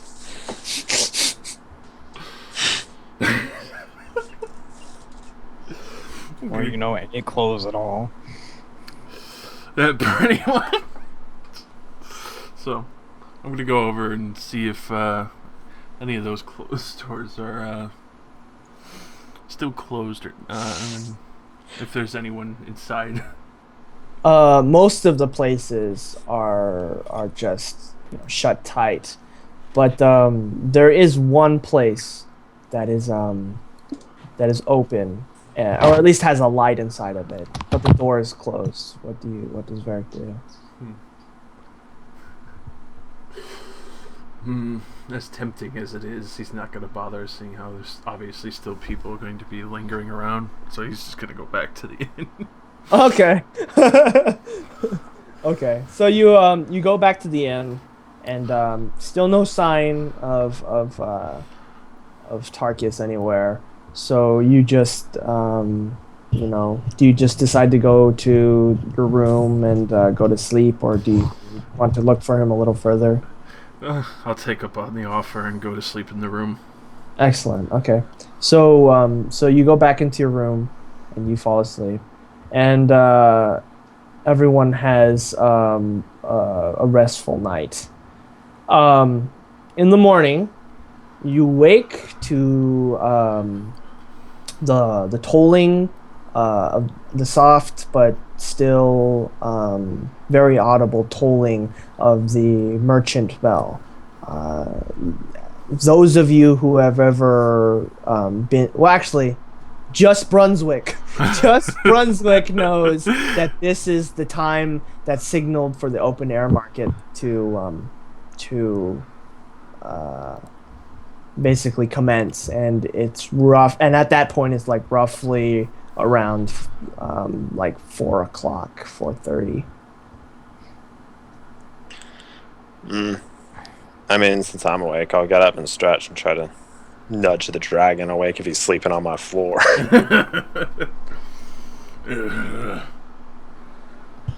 What time is it? Time for us to get going. Very well. Start getting up and stretching and accidentally kind of nudge him because I forget how small the room is. Could you keep your arms, Jack? I know this is a small room. We can stretch outside if you please. Apologies. And go step outside. Start heading down so I could start going towards the gate. Okay, awesome. And as you open the door, you are hit by the comforting smell of delicious sizzling bacon. And it is very strong. And you see that a lot of people are actually up right now. There's barely any light coming out of the windows. So, you know, it's a little odd that everyone seems up at this early hour. Tarkus, how do you wake up? In a new Bugatti. Is there an outside facing window? Indeed there is. It's not by your bed. It's actually not by any beds. It's on the wall where the dresser is.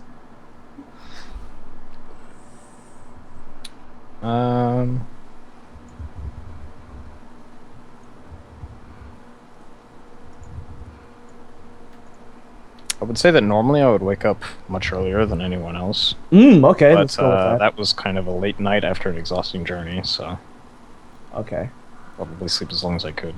excellent. Not intentionally, but Right, because of exhaustion. right. Okay, so then you actually you wake to all of the not commotion, but the loudness of and the familiar sound of people putting on gear.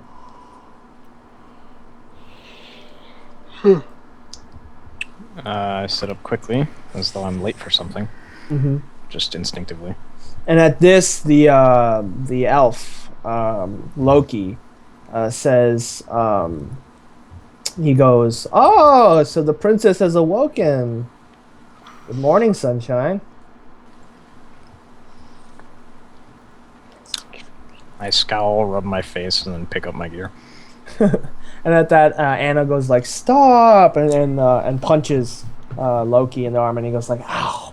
And she walks forward to you and goes, "Here, drink this. You seem to need it." And she hands you something. I sniff it. It's some sort of alcohol. I hand it back. Okay. She goes, "Oh, you don't. Okay." And it's not like poisoned or anything. And she just kind of like drinks a little bit and see. No, I know. I appreciate the gesture, but I prefer to remain fully cognizant. Okay. And at that, she continues to go by her bed and starts reading out of this ornate book that she has. And Loki continues to put on the rest of his leather straps and goes to count his arrows and look at the fletching. Randall is actually off to the side, kind of just in a meditative stance, and Hans is cleaning his sword. And as you put on your armor, the many pieces of your armor, you notice how little light is actually coming from the window, and how it's not as what is this? Oh, thank you. And sorry, I was interrupted again. And It's you been notice so long he doesn't even recognize it. and you notice that yeah, it's not as late as you thought.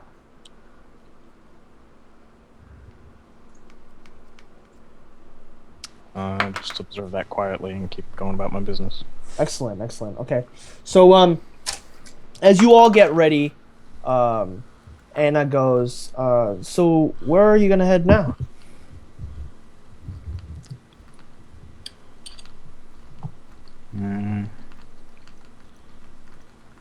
Did we decide on a relative direction that I was heading from where I started? The tower lies to the far east. We'll continue east. East? What's to the east? You're already pretty far from your home. And I have a lot further to go. Okay. Well, it was nice meeting you. I have to go do something now, so I guess I'll see you around. And they start to leave the room. Do you follow? I followed them out. Okay, indeed. So as you go out, you are met face to face with Varrock, who bumps into you from behind. Oh. You certainly make a habit of bumping into people.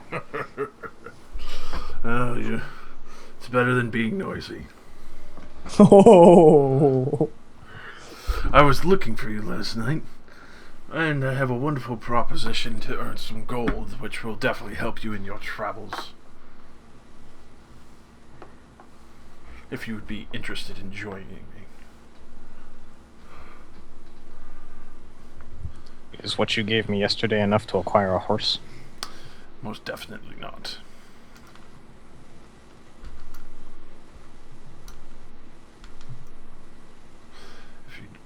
If you work with me, we can end up saving up enough to get you a horse so you can get to wherever you're supposed to be going faster and have some money left over for expenses.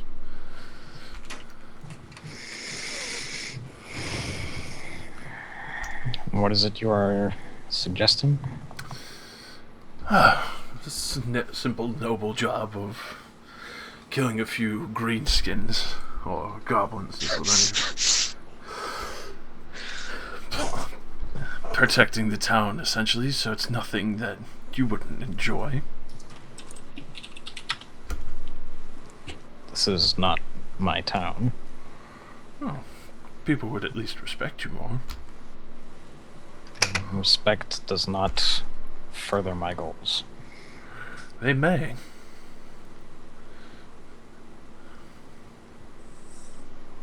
Unlikely. Brunswick, do you say anything? Where are you in all this? I don't know. I guess I'll be standing next to my associate now, Varrock. Rock. Varrock the Rock Obama. I am Varrock. Can you smell what Varrock is cooking? I just like stand and watch. Okay. I'm interested. Awesome. See what he does. Awesome. Okay. I definitely assure you, though, that acquiring these gold coins will speed up the process of your travel, and especially in the purchase of a horse. Okay, This- Tarkus, I'm gonna need you to do something you don't do very often, and roll an insight check. Whoa. Ooh. Dude, I concur. I don't even know why I'm checking. I already know it's a -1. Man, you have no wisdom at all. Oh, shit. Jesus. Okay, so you're pretty sure that that this guy has no idea what the fuck he's talking about, and that he's just kind of like he's just trying to, you know, stick around with you for some reason. Maybe that's why he's trying to like spend so much. Maybe that's why he's so interested in you.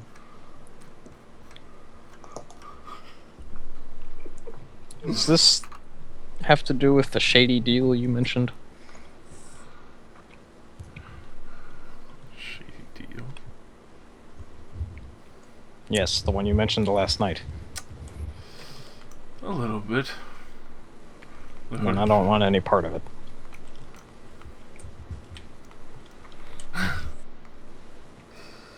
No. I would have to say then you're definitely going to be moving a lot slower without that money.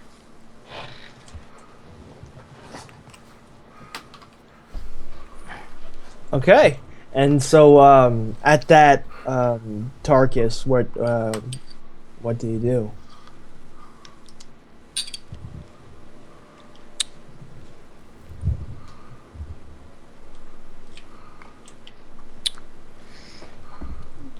Tarkus turns to the quiet man. Is what he says true? I mean, he's the one that came up with the proposition to me, but I mean, I don't know the man. With respect to this gold stuff. I mean, yes, money will get you where you need to go a lot faster.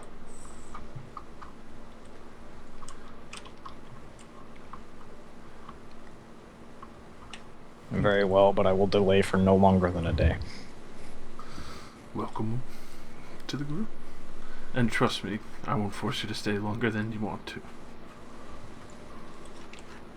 Excellent. Okay, so at this, you realize that you've been dilly-dallying for a little bit, and it's getting later in the morning. The small rays of sunshine that have been coming through the window have burst into full-on just sunbeams going down, and you can see actually like the dust particles floating through the air, and yeah, it's getting later in the day. We're going to miss the appointment if we don't hurry up. Yes, let's hurry up. Let's start heading down and out the end towards the east gate. By the way, have I ever mentioned for a dragon in a loincloth, you are awfully well informed. I like to keep my ear to the ground. All right. And besides, it's not very much my choice. Not many people make clothes in my size around here. I'm sure you can get something made if you give a guy enough money. First, you need money. I guess. I don't understand this attachment to money. Nor do I, but for some reason many humans seem to value pieces of metal. I value beast hides greater.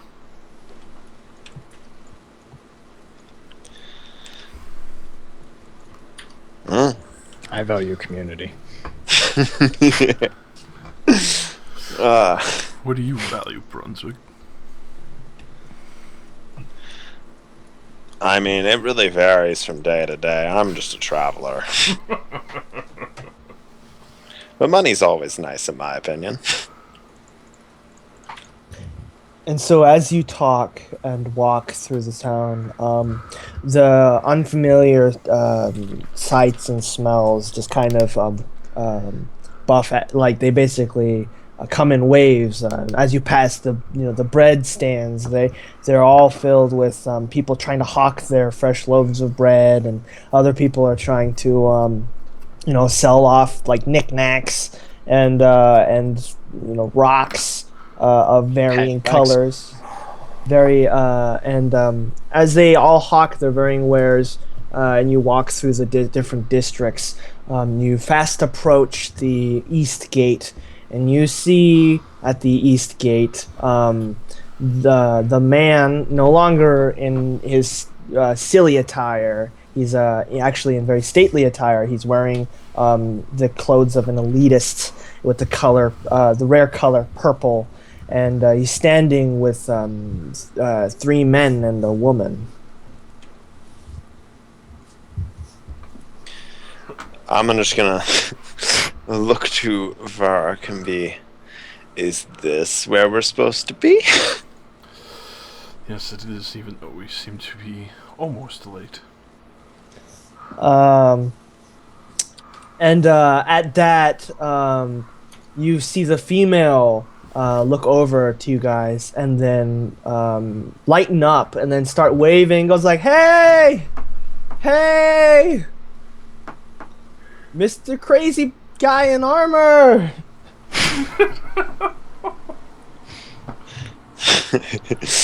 I just look over and I'm like, you know these people? That ain't me. That ain't me.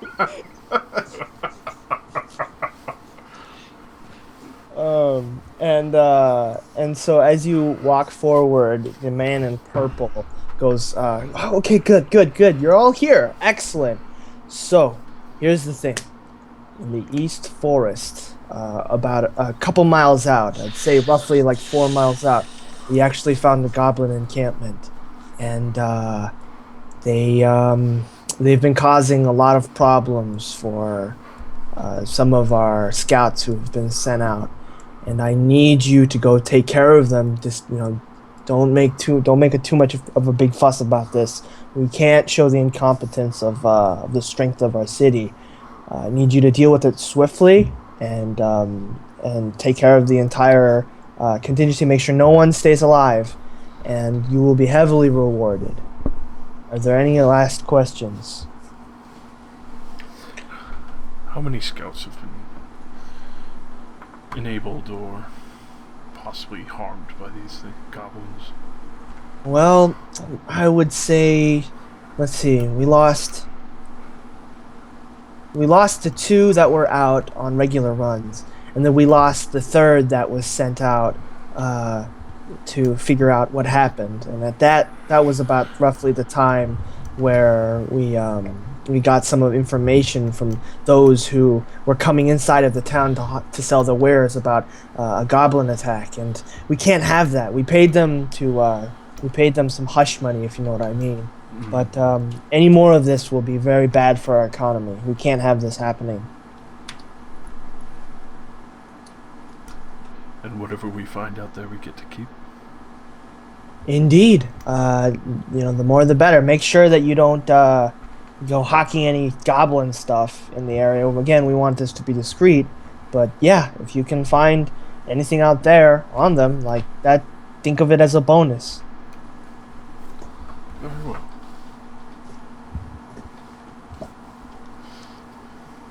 And at this, Hans turns to you 3 and he goes, "So, we meet again, Tarkus." I nod. Okay, so you seem pretty competent, but what do you 2 have to offer? As he looks at Brunswick and Varrock. I'm just gonna look at him and raise an eyebrow. Isn't it already good enough? I'm gonna go do your chores for you. Please, chores? Have you heard how many there were out there? Yes. Listen. So, I'm glad that you're so cocksure, but I can't have you jeopardizing this mission. So, are you willing to listen to the group? Are we willing to move out as a unit? Yes. Okay, fine. That's all I need. And he doesn't even finish asking his question to Varrock. He just goes, "All right, guys, let's go." And you start heading out of the east gate, and two of the guards you see are dressed very ornately in full plate, but are totally asleep. And as you walk by, they kind of like wake up and like kind of straighten out, and you walk onto the main road, going in the direction of the forest. So as you walk amongst the main road, do you do so in silence? How do you approach the forest? I mean, I try to make at least a bit of conversation with the people that don't look. So, if everybody in their little guild group, I don't know if it's guild, but you know, people that I haven't met yet look all grim and shit, I'm not gonna try to talk to them because I respect that they don't want to talk to anybody. No, they look actually pretty lively. Anna is just chatting with she's doing like a one-way conversation with Tarkus. She's just kind of chatting it up, and he is just kind of just continuing walking. And Randall is at the forward of the party and is just kind of looking around and like knowingly looking for maybe tracks or something on the ground, just looking very alert, but he doesn't look grim. Hans is talking with Loki about maybe a bar wench. You don't know something. My nigga. Let me tell you about this bar wench. She threw a little winch in my chains, if you catch my drift. Do you approach them and say this? No. Ooh, Okay. she had big tracks of land.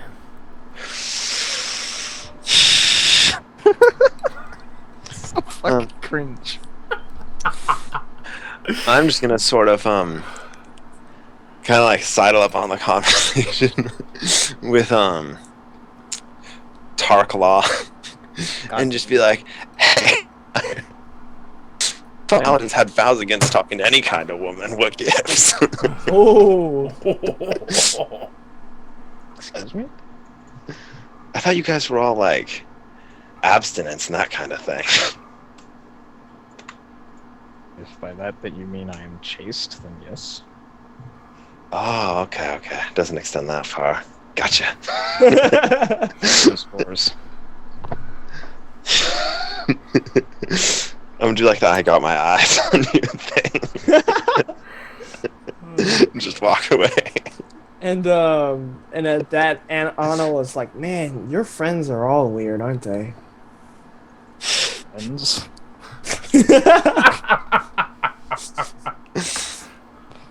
And so she continues talking about random things that she's experienced, like to you, Tarkus. And do you continue on being this brick wall to her? I mean, if she has questions, I answer them. Oh, really? Okay, excellent. All right, then let's roll with that.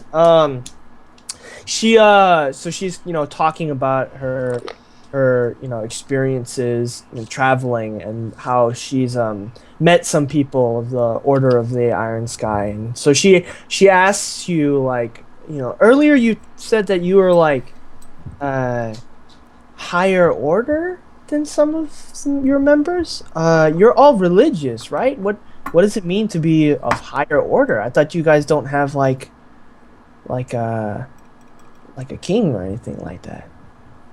Sorry, hang on 1 second. Don't worry about it. That booty game too strong. GG. I'll break my vows for a piece of that. Break my vows for breaking off a piece of that. Oh, baby. Holy shit.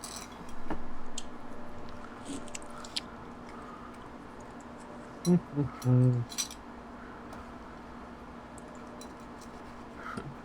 the question is, will I ever have clothes? The answer is fuck no. Fuck no. Every opportunity, something's gonna happen. You have to buy a better loincloth every time. It's your preferred clothing. Sorry. Welcome back. Dogs. Poochie bag. Release the Doge. Okay, so do you So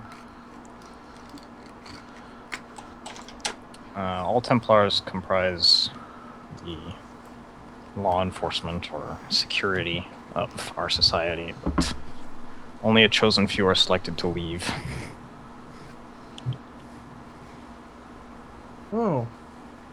Okay, so you're I know you said you didn't want us, asking why, so I'll just leave that at that. And she continues talking about, other random things. And Varak, where are you in this line? Trekking behind, just kind of like examining everyone's mannerisms because I'm just not very used to that, especially not being around a lot of people. Well, humans, never mind elves and everyone else. Mm-hmm. And then, it sounds odd, but essentially like smelling the air occasionally as I go, because I know anywhere there's usually a foul stench, goblins aren't going to be far behind. Excellent. Then I will need you to roll a perception.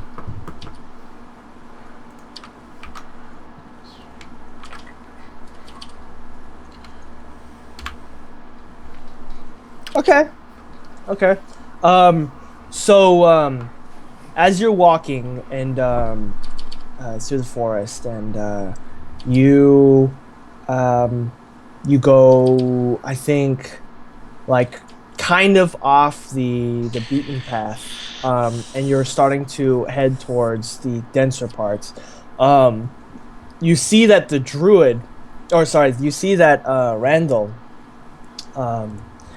actually noticed something earlier than you, in which you smell the air, and you do smell this foul, strange scent, and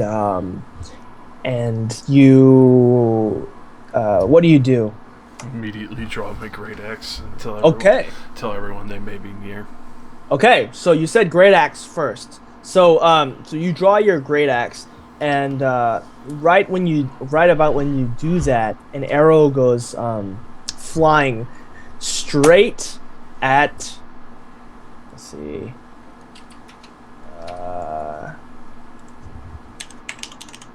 GM roll, right? Yeah, GM roll. We'll go 1d.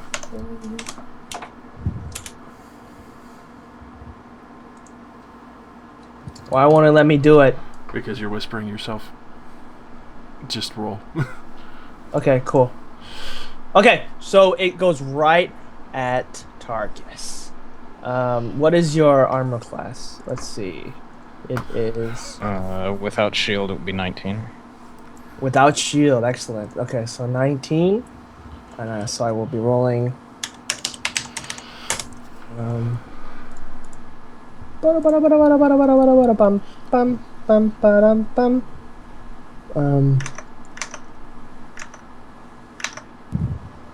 Four.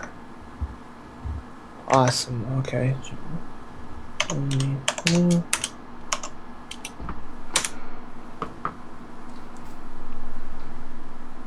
Do you guys see that, by the way?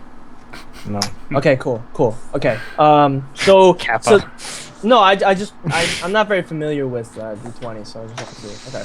So the arrow goes flying at you, Tarkus, and though you were distracted, needless to say, by Anna, the arrow goes flying at your head and just hits like the corner of your helmet, and just like ting, just goes and flies in another direction. And at this, I need you guys to roll initiative. Now I have to buff that out. Oh, fuck.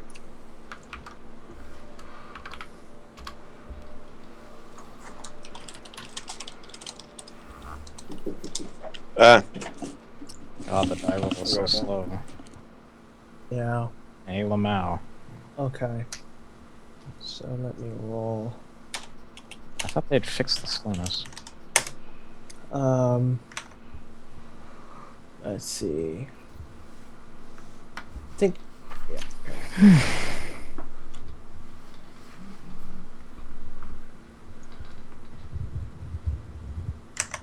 Okay. So we'll go. of course, I have a +8, and I only got a 3. I just realized that. Holy shit, man. Typical fucking monk. The higher my bonus, the lower my roll. That sounds about right. Planes. All right, good. I have the volume max, and I can go do Dresso. Awesome. Okay, so at that, a bunch of goblins appear from the underbrush. You count maybe 5, but from the rustling in the brushes on the sides, it's clear that there are more. You are being ambushed. So I will roll 1d20 for, let's say, Varrock, because he's the one at the back. Boom. Okay, so 12. Okay, so the another arrow goes flying from some place in the forest and just whizzes by your head. How does Varrock react to this? Just kind of bend my head to get enough distance between me and the arrow. Okay. And then start running towards the area that the arrows are coming from. Awesome. I need you to roll perception.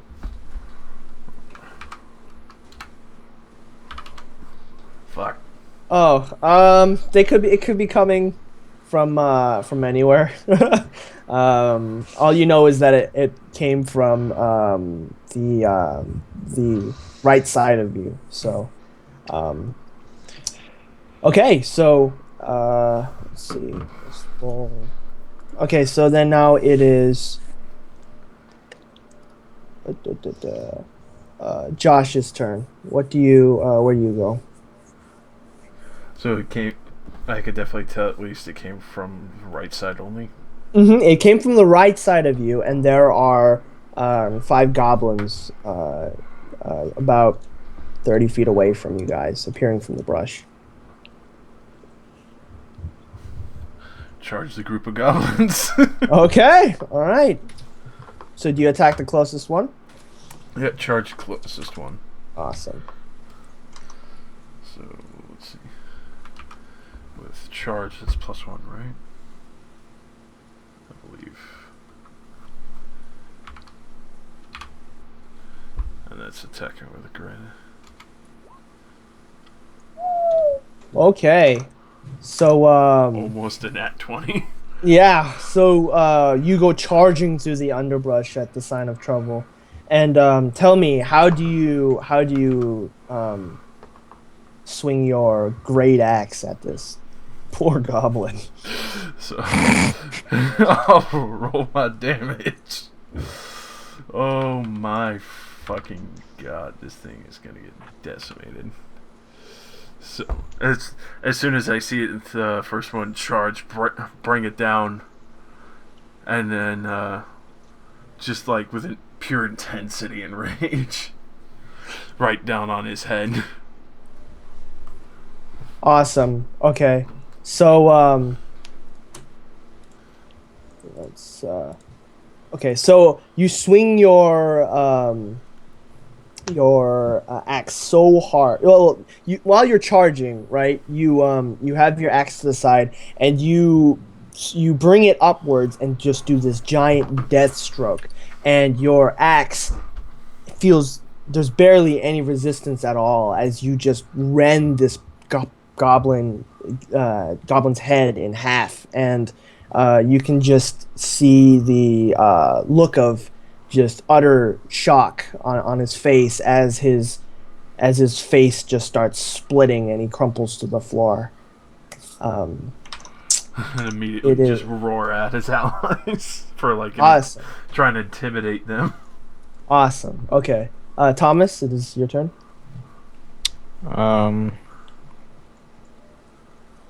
Well, step one is obviously to draw out my very, very large shield. Indeed. You can whip that out as a move action. Yeah, but I also need to draw my sword, so I don't know. Mm. What do you think? I'm thinking you could do both as a move action. So as a full move action. So like what's it called? You'll have a move action left. Sorry, what did I say? As a part of a move action and then a move action. So let's say that uses up your standard action. Okay. In that case, I just do that and try to position myself between charging goblins and the rest of the party. Excellent. Okay, so you take a step forward, and you block the forward assault. The other party members, Hans is going to he's gonna start readying himself as well. He pulls out a smaller shield. It's more of a heater shield, and his sword, and he shouts, "We need to find cover!" And Loki starts loosing arrows into the woods off to your guys' right, where he saw the arrows come from, and the druid is starting to cast. Let's see, what does he cast?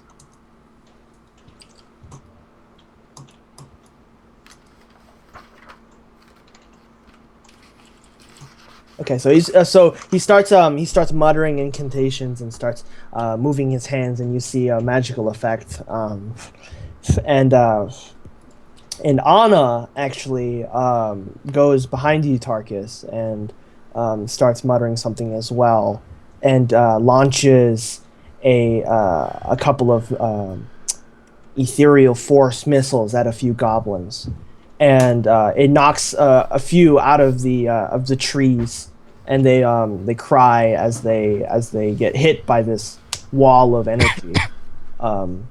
It is your turn now, Brunswick. So how close am I to the nearest goblin? You're within 30 feet. You could definitely walk forward. I'm gonna move 40 feet. How close is all the rest of them? Like, so the goblins are primarily armed with bows so far, right? No, that's the thing. You have received arrow fire, yet you see no bows. You only see the goblins that appeared from the underbrush. The 5 goblins, and they're all standing side to side, charging. Then I'm just going to... So they're running at us right now? Well, like, they're in the process of doing such a thing. Okay. I'm just going to get ready for them once they get closer, because everybody else doesn't really seem like they're rushing forward, besides the barbarian. Awesome. Okay, cool. So, alright then. So, we shall go back, and I think, let's say... Okay, cool.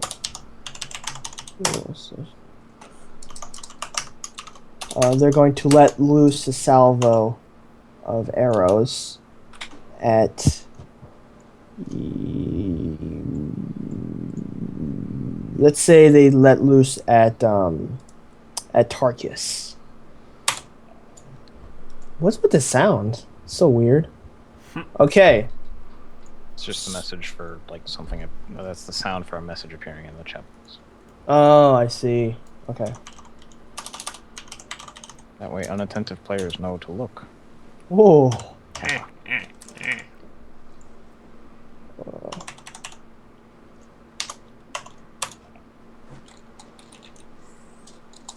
Okay, so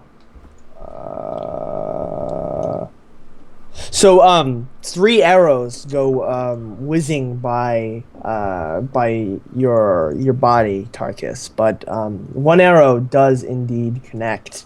And you tell me, where does this arrow find its mark? You included my shield this time, right? Mm-hmm. Okay. Wow. Shooting around that shield would be difficult. Mm-hmm. Is this like a very painful arrow, or just... It's. I mean, it's not like. What's the degree of wound here? I'm trying to figure out a good way to give this to you. It's about as hard as a short sword would be to give you an indication of damage die.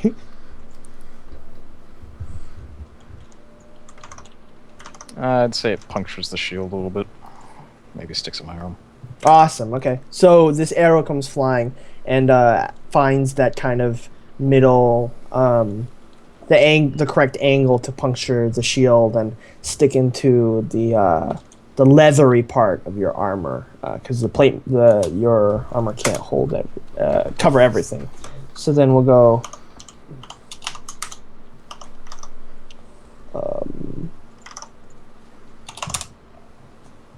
Would you please take 5 damage?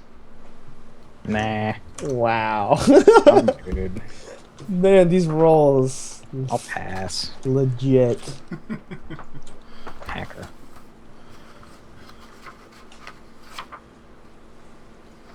Okay. And with that, it is now the melee goblin's turn. And they will, I think 2 of them will, okay, yeah, so 2 of them will break off and slash at you, Josh, with their scimitars. So we'll do that. Just to let you know, I have 13 AC. Yes. Okay. Excellent. Thomas, how did you do the 2? How do you do the 2 rolls again? It's slash roll 2d20 d1 like that. Drops lowest. No, that's not what I mean. I mean like 2 separate rolls. I'll just do 2 separate rolls. Fuck it. I'm not sure I understand the question. Never mind. Don't worry about it. I'm just not used to this. Okay. We'll go. Boom. So, ooh. Okay. So, one of them slashes at your shoulder. Varric's shoulder, and he swings at air as you've already moved aside from the blade, but the other one catches you in that movement, and he goes straight for your leg. We'll go.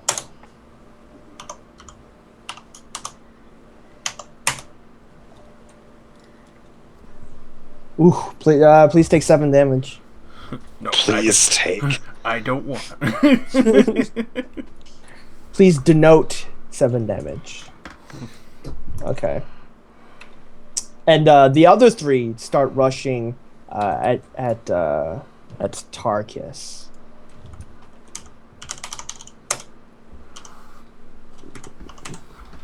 That's interesting. Well, you did say you positioned yourself in the front. No, I mean, I'm trying to like input the current HP in the right spot on the character sheet, and it just deletes it every time I hit enter. Ooh, finally a good roll. Your AC is 21, correct? Yes. And in D&D 5, it's if it's right on the money, the attacker wins, right? Yeah. Okay, excellent. Fuck you too. Excellent. Shrexcellent. Oh, good. Oh, our good photo. Okay. So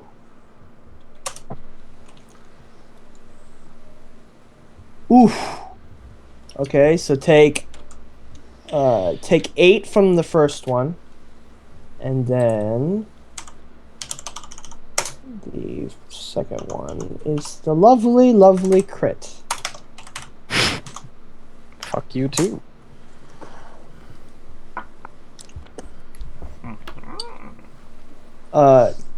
Take Take 9 from the second one. These goblins, these 3 goblins, start rushing at you, and you're fairly confident that you can brush them off. So you set up your shield to take as many position your shield so that you can block as many forward blows as possible. But the goblins kind of pull something that's very odd for them. They actually do a maneuver, and one of them attacks straight forward, and you manage to block that. But one of the other goblins breaks off and goes at your side, and the other one goes for your side as well. And they manage to get in the kinks of your armor. And how does Tarkus take these blows? Like, where is he injured? No, how does he take it? He was just hit for, quite a bit. How does he does he cry out? What does he do? Absolutely not. It's an example. Tarkus is a man's man. So what does he denote his level of pain, if you will? The most visible reaction would be him gritting his teeth. That's it. Well, you have a helmet on, so it's kind of hard to see that. Okay, Yeah. fine. I mean, he's in full plate, man. Okay. All right. Seeing as how our paladin is currently getting swamped in the word of the word, I'm gonna take my turn now, and I'm gonna rush the one that's closest to me that's swarming him. Well, just wait a second. That was the goblins, bro. Aw. You're lower on the initiative score by quite a bit. I thought he held his turn. Yeah, I held my turn. Oh, did you? Oh, right. Yeah. You were waiting for the charge. My apologies. Go for it. Yeah, fuck you. Yeah. Bitch. So I'm gonna run at them and draw my sword as I'm running, basically. Excellent. Aiming to disembowel the closest goblin to me. Oh, awesome. Okay.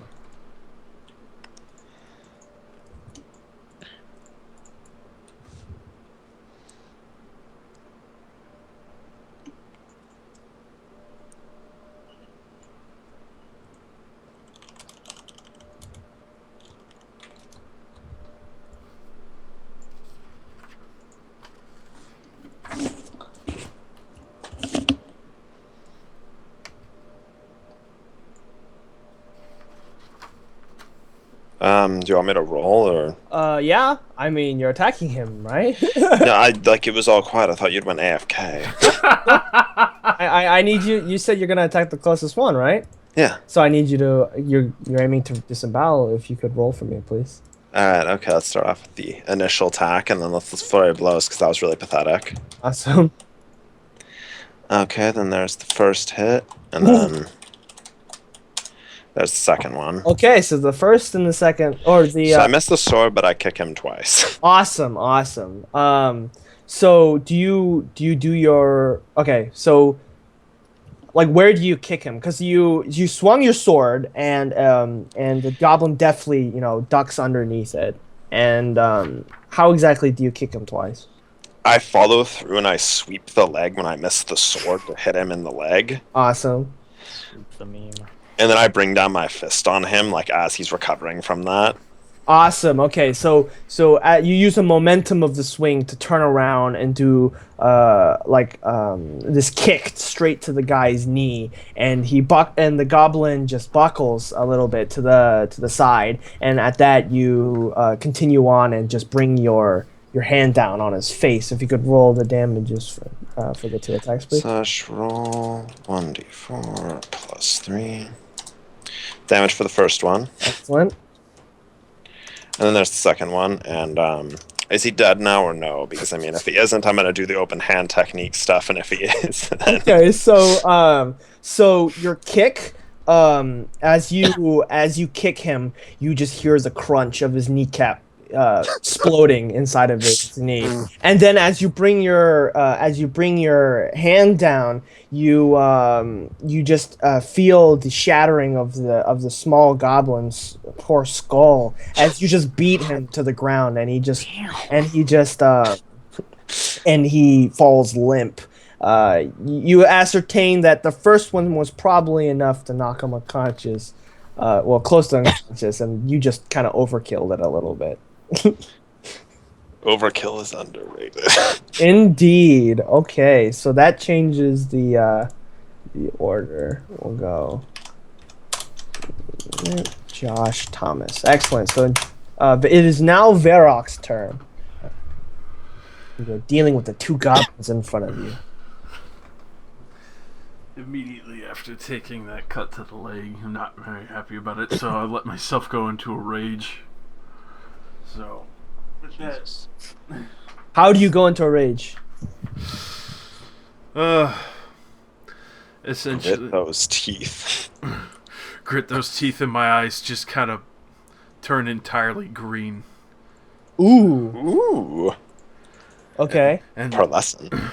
And then instead of swinging my great axe, I immediately turn around and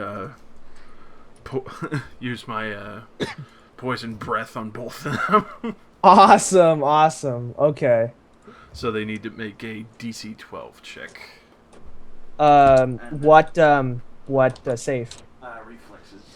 Reflex. Excellent. Okay. And even if they dodge this, it's still half damage. Cool. Never mind. Holy shit. Yo! Holy Those shit. snake eyes, man! Okay. On into the ethers. Well, now I take now I have resistance to piercing, slashing, and what was the other bludgeoning? What was the DC? DC 12. Okay, so Not like it's gonna fucking matter. so one of them gets completely caught in the flames, and the other manages to jump out to the side quickly. And as the guy gets just completely toasted in the flames, he goes like, ah! Ah! Ah! Huh? Huh? And it still kind of singes him, but he's just patting it off of him at this point. Patting that poison off. Do you do anything else? Do you move? What do you do? Not much else I could do after that. Okay. Unless it I is now want to do frenzy, and I'm not feeling frenzy right now. All right, Thomas, it is your turn. So there's like one on my left, right? Mm-hmm. One on my right. Yes, And then where's the third one? right in front of you. Is he dead? No. I think the only one that's been killed is the one that I split his fucking head into. No. Sorry. The one on the left is the one that's dead. Sorry, I forgot to. So there's only one on the front and the right then. Yes. Apologies.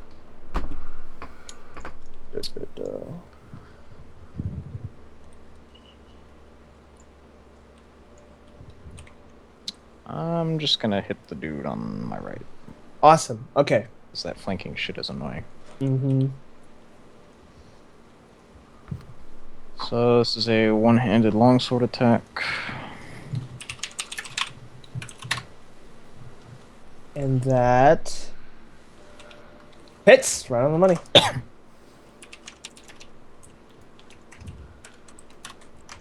Or 5. For 5. Okay, so you bring down your longsword very quickly against the goblin's head, and he manages to kind of move his body to the side, but not before you get a clean cut on his arm, and he howls in pain. It is now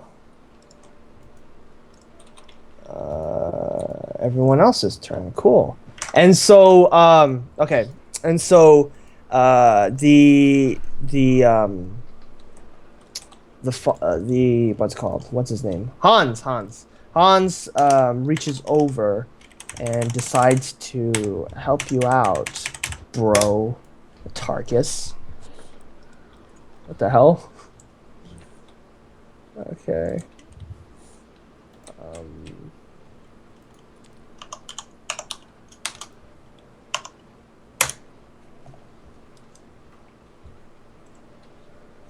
And with flying colors, he decides to dual hand his longsword, and just brings his sword so hard down on the goblin's shoulder that he just cleaves off the goblin's arm, and the goblin just collapses. The one in front of you just is writhing on the ground without an arm. And the ranger continues to try and give covering fire by firing just his arrows into the forest, trying literally. And the ranger continues to try to fire into the forest to give you covering fire, and it seems to be giving an effect of like you hear rustling in the trees, and the wizard seems to be off to the side, doing an incantation, and the druid turns to Tarkus, and he goes, "Are you in need of some assistance?" I'll nod. Indeed. Okay, so as you nod, he immediately begins to mutter, almost like grunts and and different like animal sounds, and heals you for 1d.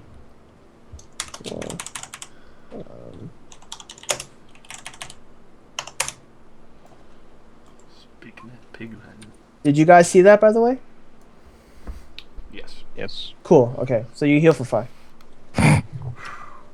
It's an unlucky one. What do you want him? What do you want him to do? It was a lucky crit. Quit stacking the dice.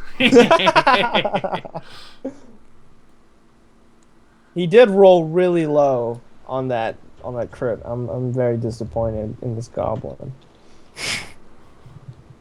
So Damn. He's fucking disappointed. So okay. So it's the goblin's turn. The goblin to your right, Tarkus, immediately begins to take the disengage action and starts to move backwards into the forest.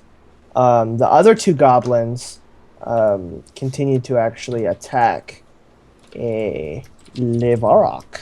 So I will do this.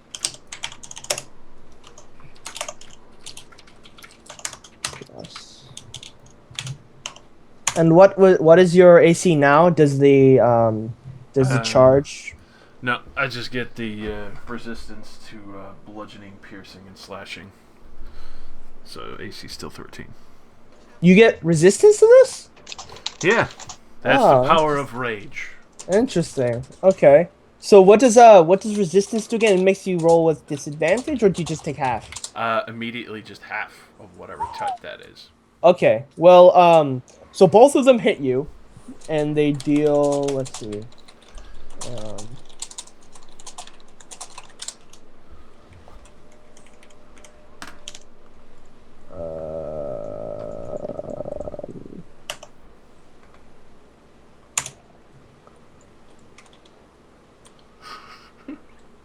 And they immediately deal 3 and then 6. So take 9.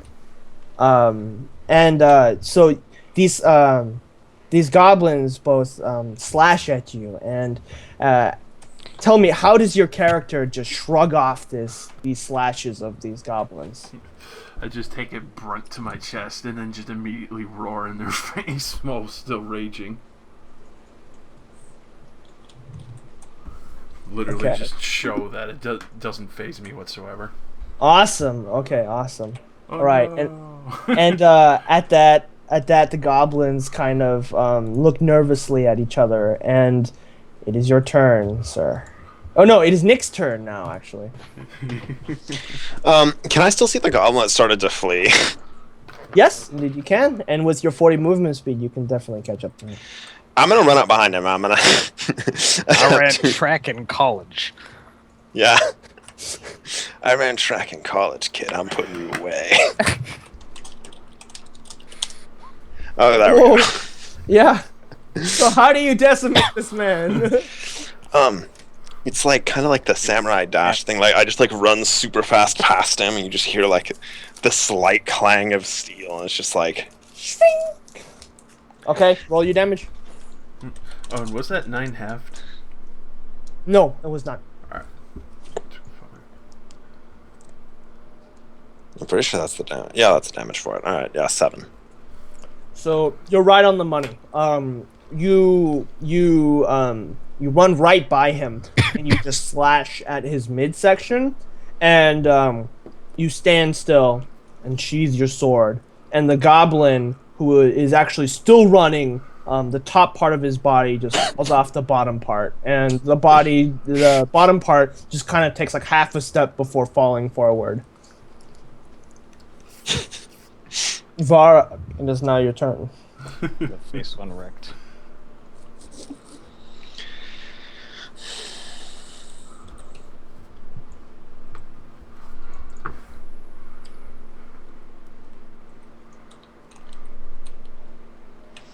Did you hear me, Josh?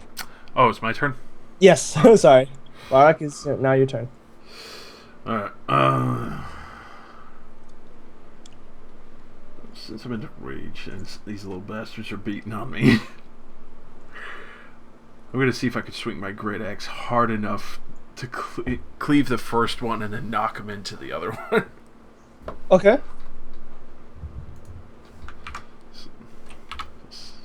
So, would this action be...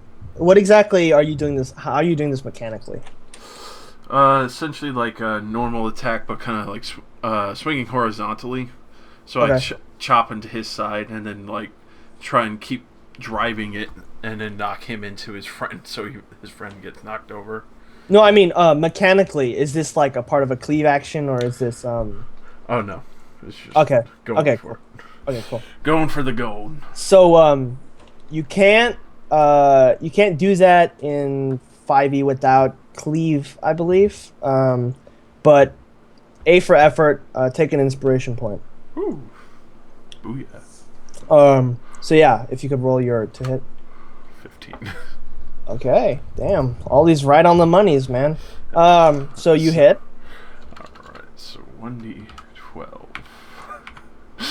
And with rage, I get extra damage. So plus 6. Execute orders. Fucking. Oh man, these ones today. Okay, so you slash at this goblin from shoulder to abdomen, and he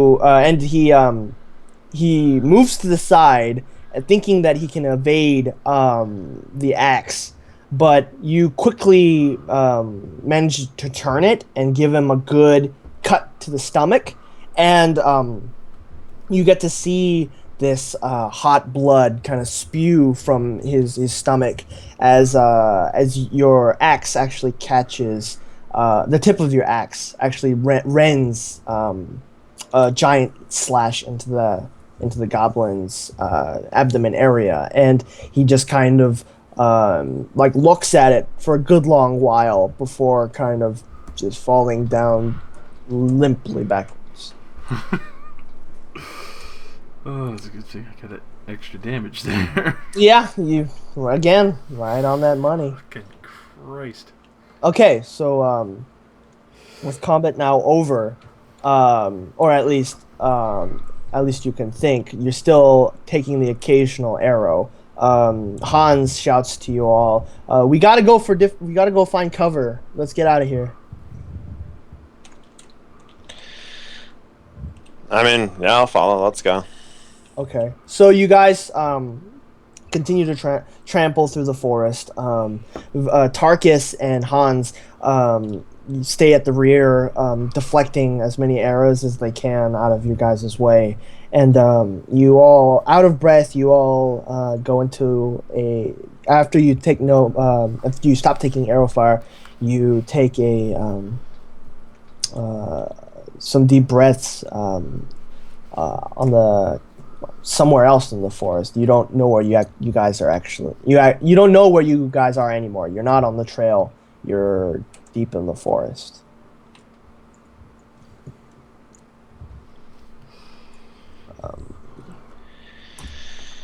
So what's the game plan now? What's around us right now? Right now, you are off the beaten path. Right now, you just see dense forest, foliage, all sorts of, there's kind of there's occasional sunlight coming from the top of the trees, but these are pretty big, so it's actually a little dark, and the trees are starting to get close together, so this is definitely deeper into the forest. First, I'm gonna ask the druid to heal up some of the cuts. So the druid looks at you and he goes, "Now, I am willing to do this for you, Sir Dragonborn, but the thing is, if I do this, that'll be the last of it. I am by no means a healer. I only took these because I only took these blessings from nature because I thought that we might need something to fall back on, but by no means did I expect an ambush like this." Very well. Keep them in reserve. Okay. And at that, Hans actually is the one who goes to you, and he goes like, "Here, drink this," and he throws this bottle at you. And if you could please add a potion to your inventory. Does anyone else need any? Yeah. Okay, so he throws one to you, Thomas. Well, see, catching things is a little difficult. You Excellent. have a shield stapled to your arm with an arrow. Awesome. Awesome. So how exactly do you receive this thrown item then? I catch it with one hand and juggle it a little bit. Okay, awesome. Awesome. Okay, so it goes clinking against your armor as you juggle with it. And if you could please roll. And he goes, "Do you guys need any more? Or are we good to go?" How much does a health potion give? I actually don't know either. One moment. Probably like 10, maybe 8.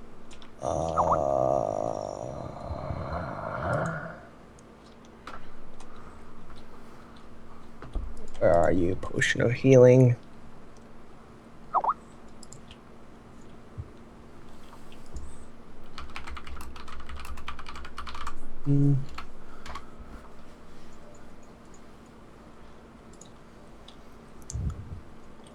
Wow, really?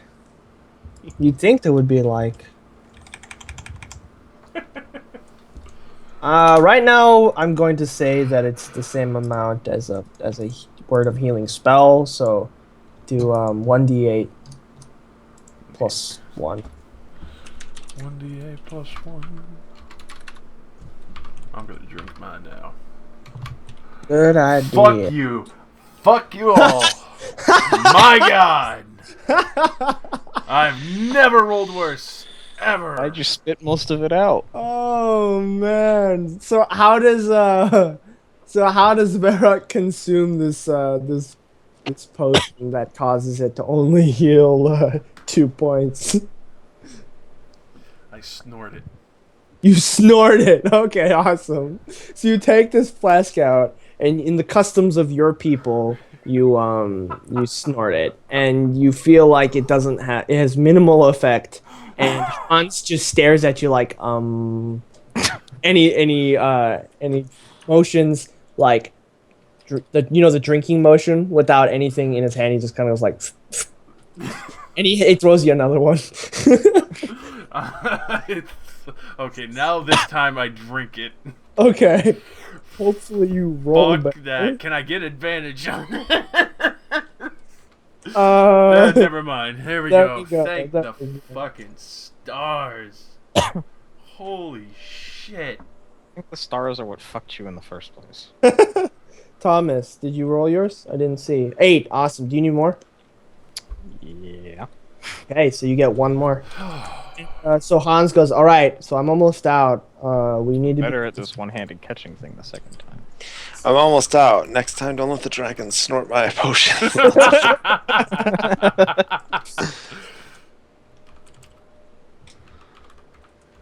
I'm assuming we don't have time for a short rest. No. I still have to find your way through this forest. Find your own way inland. Exile. Into the woods. Into the woods to grandmother's house. I don't know where your grandma lives, but mine lives off the side of a paved road. Mine lived up in Lincoln. Does she drive a Lincoln? I hope so. No. Well, that was an entertaining story. Are you gonna roll for the second one, or are you gonna keep it? Thomas. Oh, I thought. Okay. I thought he said no. I said you get another one. Wow, those high rolls, man. It's a good thing you didn't. That actually snort puts me it. to exactly full HP. It's a good thing you didn't snort it. I can And I do smell know what drinking looks strawberries. Okay, awesome.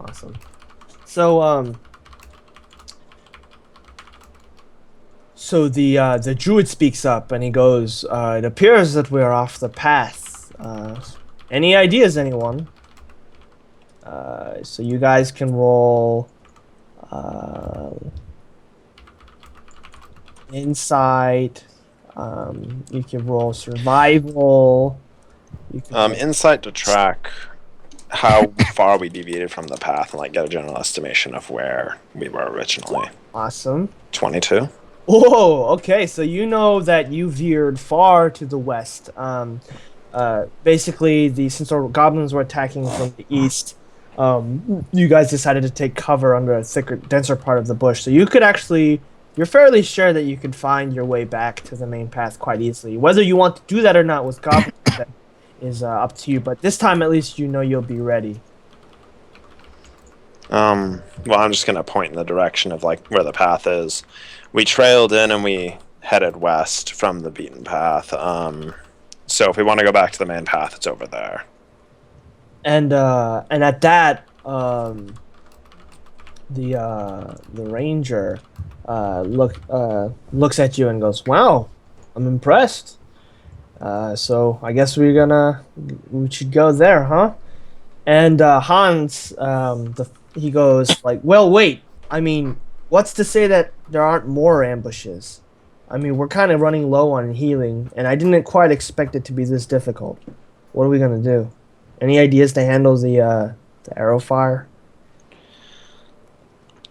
I mean, we could try drawing them into our own ambush.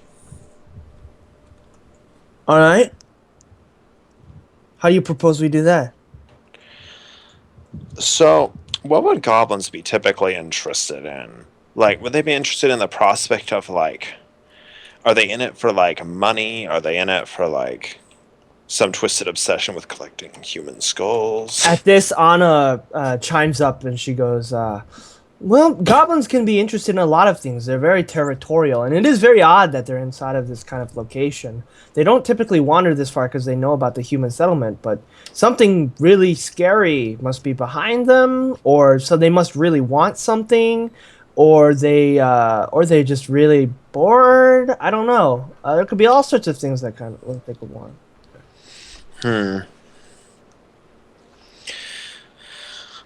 And sorry, the druid actually chimes up and goes, well, they did attack the people coming into the city and take their wares, right?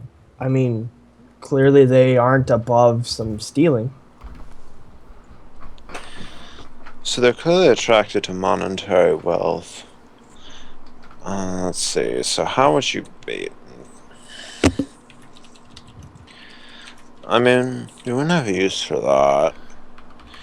So if we want to deal with them in the most efficient method possible, we should either find where they're all set up, such as, like, where their meeting place is. Probably goblins use some sort of cave or communal hovel. Hmm. I'm trying not to be the team planner. I have 8 int. Trust me, think we we're all all have. not that intelligent. Alright. I'll say it's my wisdom talking then. Okay. Is there any Awesome. smoke above the trees? Oh, good idea. Roll perception. Bing. Light bulb. Shit.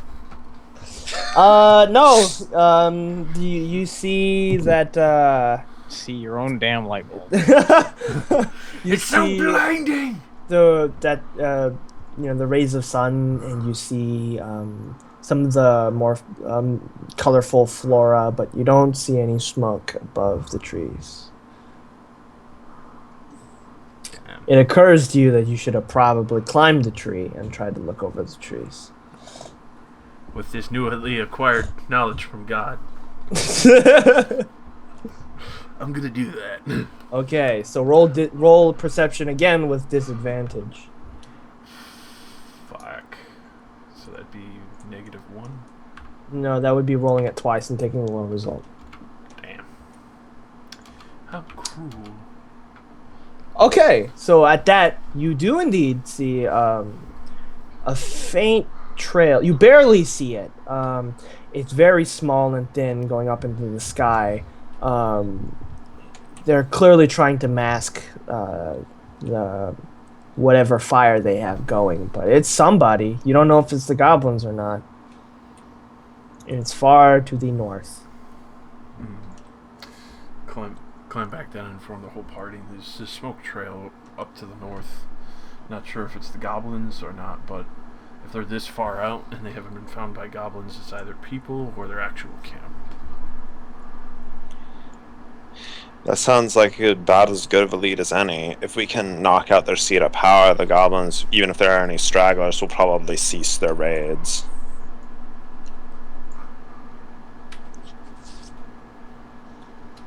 And at this, Hans turns to Tarkus and goes, "You've been awfully quiet. What do you think?"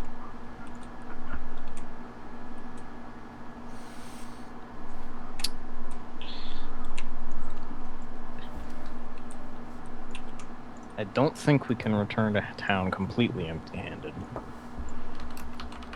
But I don't know that we're equipped enough to actually take out an entire base. Very true statement. My personal vote would be lure the ones that are chasing us into our own ambush. Would be the wisest since they already know we're here. So I guess we're voting on this, huh? All right then. Let's. All those in favor of heading out to take out their leader, say aye. And at this, the druid, Hans, and those two say aye. I'm gonna roll with Hans's vote. When I see Hans's hand go up, I'll go and go with that. Oh, okay. So, all those in favor of going and luring them into an ambush, say aye. Aye. Aye. And so does Loki. But Anna goes, I think both are great ideas. And so, what do you say to her? Ooh. You push and pull.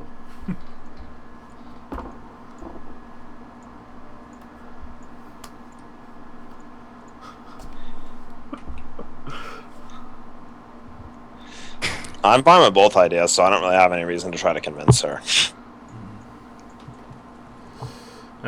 I'd feel more comfortable if we can get rid of the ones who know we're already here first.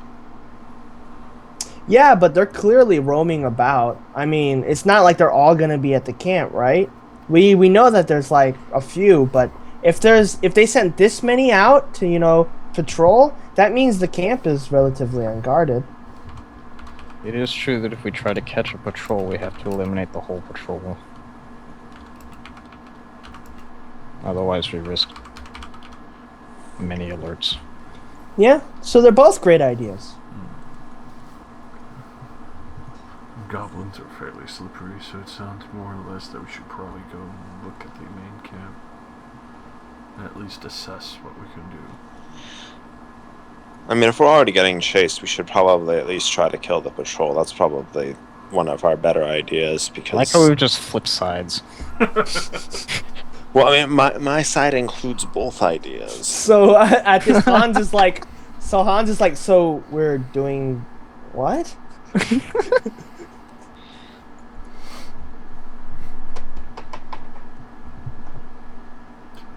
Go for the big... I'm just gonna stand up, rip the damn arrow out of my body, and start walking towards where we think their camp might be. And at that, Anna goes, "Yay!" and starts following, and everyone else just goes like, "Ugh, okay, fine, let's go." And they start heading, trampling through the bush. Not as loud as you though. You're damn straight. Clank, clank, clank, So clank. I'm actually gonna have you guys roll stealth checks. Oh, Did I even train in that? Excellent, I didn't. That makes it even better. This is how we lose, boys. I have disadvantage on this. By clankety clanking all the way down, like the dankety. Oh, you don't even need disadvantage. Alright, well, I'm I already averaged. incredibly loud. Yeah, you fucking idiot with no armor. So- Watch yourself. So how does that even? Anyways, Thomas, roll your second one. Oh wait, disadvantage is a 1? No, disadvantage, I roll twice, take the lowest. The -1 is just my stealth check. Wow. Okay, so roll your second one, please. I did. They're both there.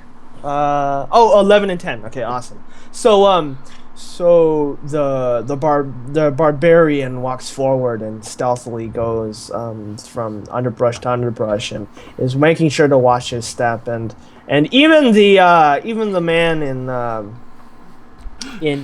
what's it called, in armor is just making sure that he's not, he understands that it's not although he isn't very good at stealth, it might be a good idea to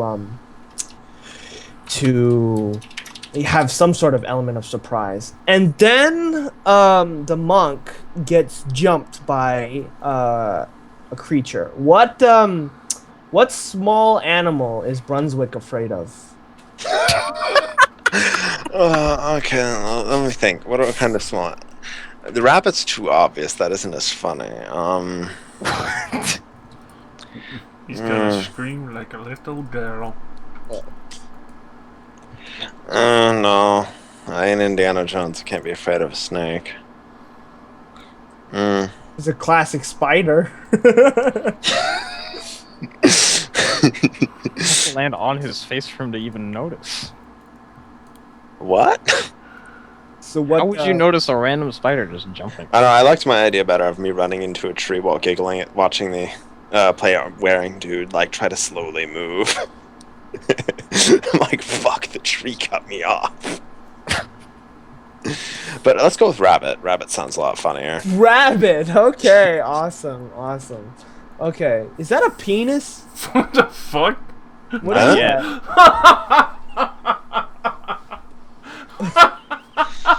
It's going around the racetrack. Oh is this? my fucking god. What are you do? Who is fucking drawing? Anyways, as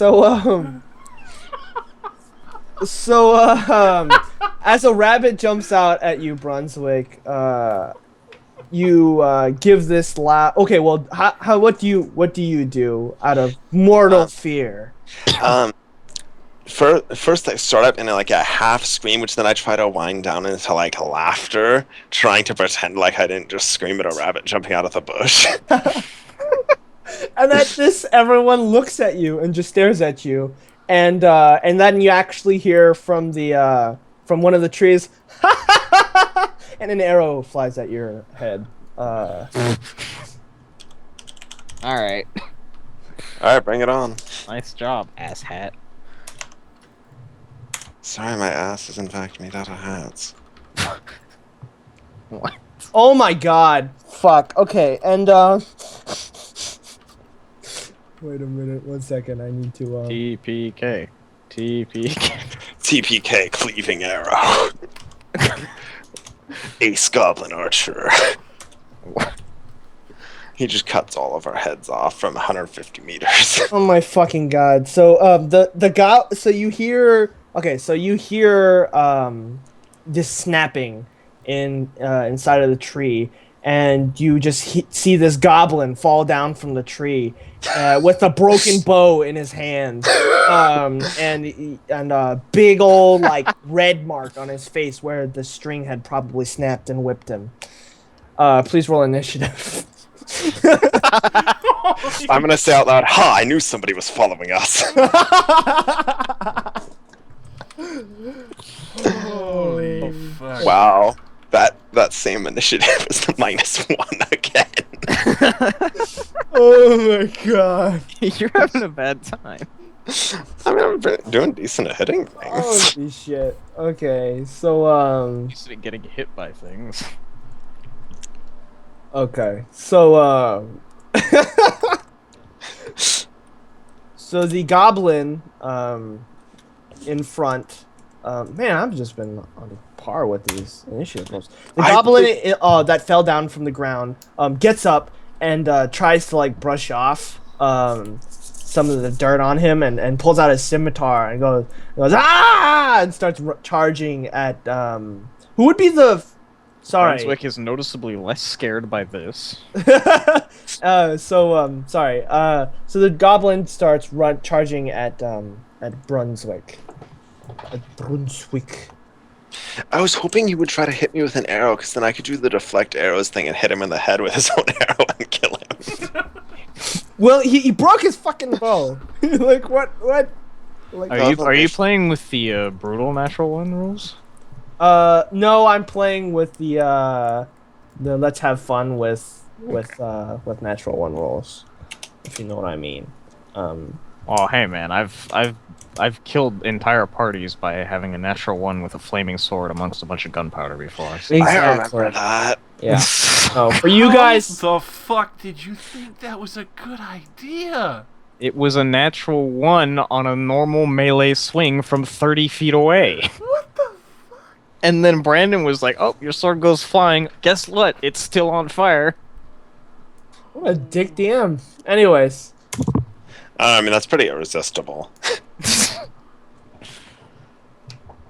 14. Does a 14 hit you? I can't. No, I have 16 AC. Oh, awesome. Okay, so he charges at you, and what do you do? Dodge out of the blow and draw my sword in the same motion. All right, I'll give it to you. All right. So, let's see. And then more arrow fire. I get to roll that. Pew pew pew. Minus Mr. Stupid, that's 4 plus. Okay, cool. Okay, so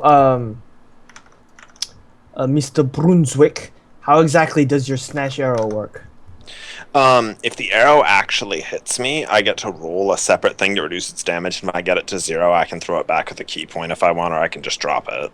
Holy fuck. Well, arrows fly out from all over you guys, like surrounding you guys, and it, yeah, none of them hit, so it is now, your turn, actually, Mr. Monk. Well, seeing as the man in front of me just missed, I'm gonna cut him in half. Awesome. I did a decent job at it. Yep. How do you cut this man in half? In quarters. You don't even need to roll. How much damage do you do, like... 1d6 plus 3. Yeah, you don't even have to roll. How do you cut him in half? I guess, like, as I'm drawing the sword, I just, like, kind of, like, grate it against his neck.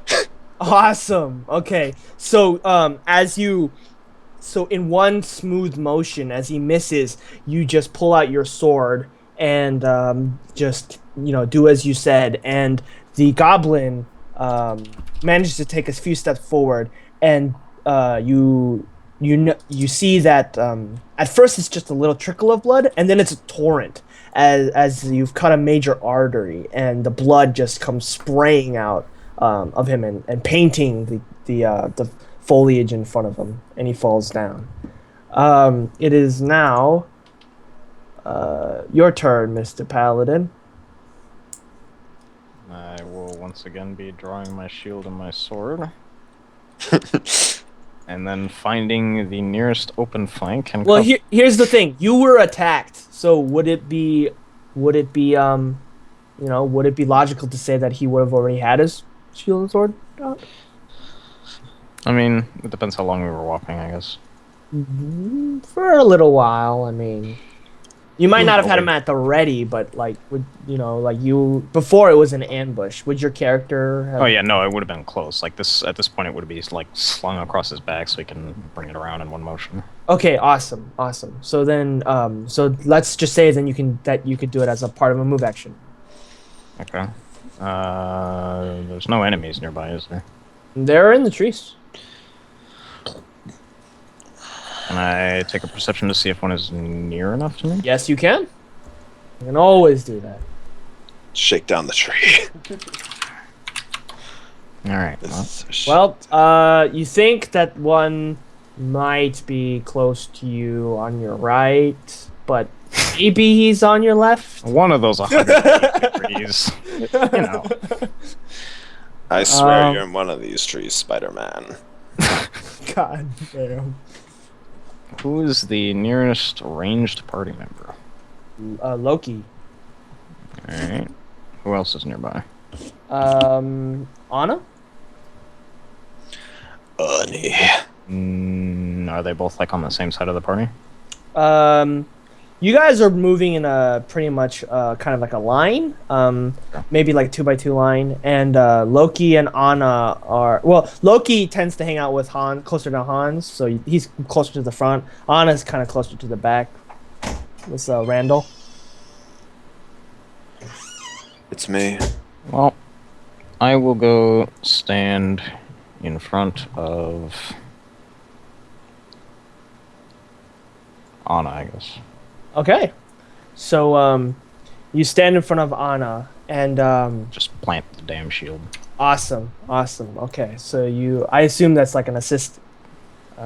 Yeah. Yeah, okay, cool. It's like cover action, I guess. Awesome, okay. Awesome. So then it is your turn, Mr. Miyagi? Rock. Oh no, not Mr. Miyagi, sorry. Can't stop the rock. The Rock! So, it's perception to try and fucking find him. Okay. Alright. Yeah. Woo! You guys see a whole lot of nothing. Oh my god. I was should have used my move action for some perception checks. Fuck it, I'm climbing up into the trees. Awesome. Okay, fine. If you could roll an athletics, I believe that's athleticism. Yeah, climbing. You're supposed to be dragonborn, not a dog. I'm a hunter. Bitch. Awesome. That is more than enough. You definitely you're tall enough to just like kind of reach your hand up and just grab a branch and use it to lift your body up, and you just climb up the tree. And with that vantage point, you can roll another perception check. Ding. Oh, much better! You see 3 goblins. I smell a bitch.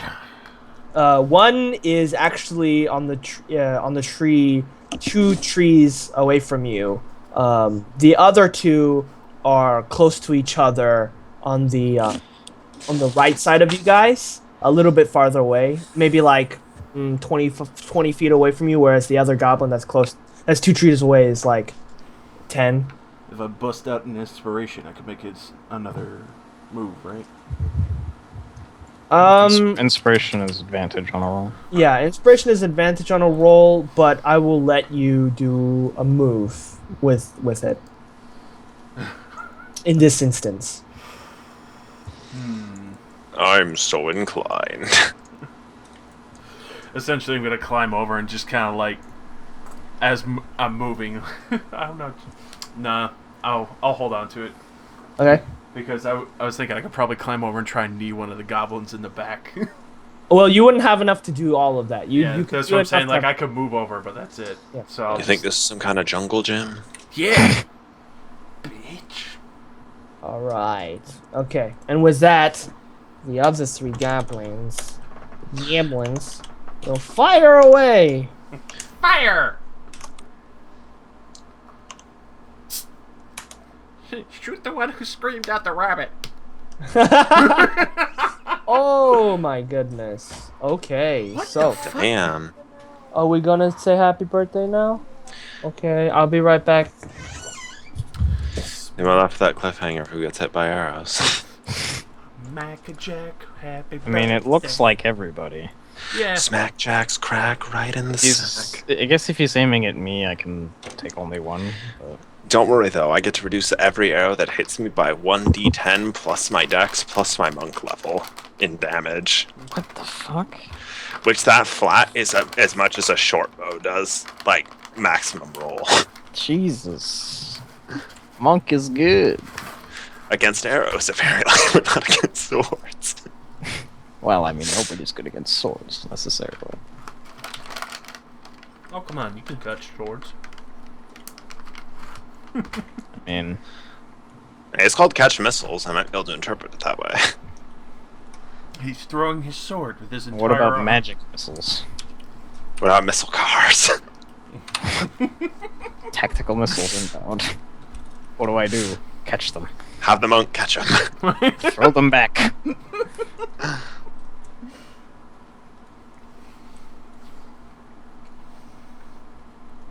I think the only person who could really eat damage from a sword would be a barbarian.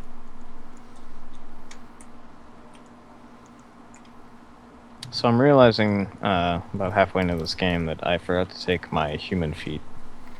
So I actually don't have a feat right now, and I should. I took alert. Quick, to the superpower book. Alert is really fucking good this time around. What? Alert, you can't be surprised, period. Yeah, my +8 to initiative's really Except showing how apparently good it is. by, you know, a rabbit. Hey, I noticed the rabbit as soon as it came out. It's like, ah! I love how when I was drawing a fortress, the first thing somebody says is that a penis? I mean, it looks like a dick. I agree. What? Not my fault. Thomas, I have to kill Malachi. Suck my cock. It's gonna take half an hour. What the fuck is that? Path of Exile? Yeah. Yeah. It's something I can do that I don't really have to pay attention to while I play D&D. So, the feat durable. When I roll a hit die to regain hit points, the maximum or the minimum number of hit points I gain from this roll equals twice my con mod, which is +3. I mean, you could take that or you could take Lucky, which is... Yeah, but I think there's other better stuff, because like getting rests where you can use your hit dice is hard. Yeah. Things that reduce the damage you take. Heavy Armor Master, +1 strength. While you are wearing heavy armor, bludgeoning, piercing, and slashing damage that you take from non-magical weapons is reduced by 3. That's pretty okay.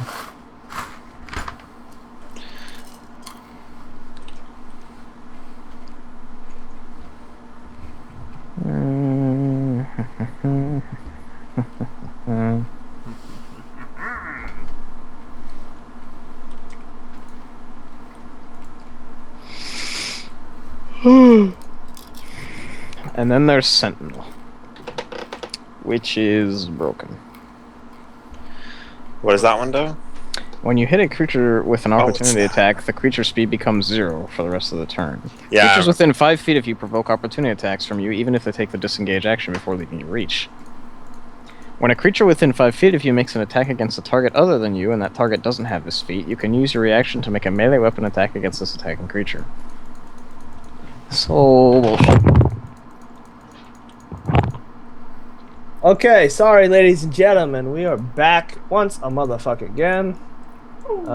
It's your boy. Chagon here with an all-new Billy Ray Cyrus music video. Oh my gosh. Chagon. Chagon Billy. Okay, I approve my choice of name. so, what was... Okay, so when last we left our adventurers, our intrepid adventurers, we, Okay. They were waking up in a new Bugatti. In a new Bugatti. So since you're using your shield to protect Anna, do you actually take do you use that shield? I have no idea. Okay. I'd assume that if he stayed behind it, it would work for anything from the front. All right. So okay, fine. I'm So flavoring it as a tower shield, but I don't know if it has any like. that's fine. Then let's go with the actual flavor of it then. So the 3 arrows fire off from the underbrush, and they strike at each one of you. And the arrow aimed at Tarkus goes and actually pings off one of his shoulder pauldrons. Another dent that you'll have to bang out. And God damn it! So tired of banging out. And the arrow going towards you, Mr. Monk, is aimed at your leg. I will have to roll the damage. I completely forgot about that bit. Can they see me anymore? Nah, that's optional. That's option. It's a house rule. You really should. By the way, if you roll under a 6, I basically automatically block it. Ooh, okay. So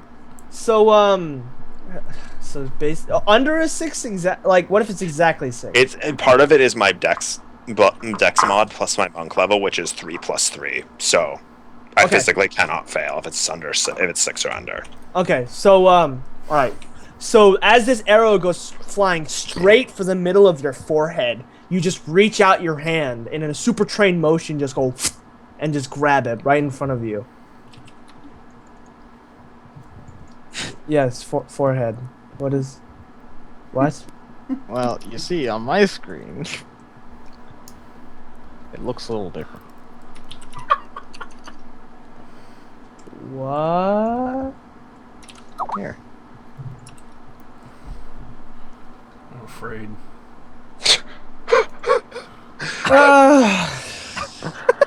Oh no. Oh my goodness. What? Okay, so anyways, so yes, what do you do with this arrow that you've now procured? I'm gonna hold it in my hand for a bit. Awesome, okay. And to you, Mr. Varrock, Swinging from the trees.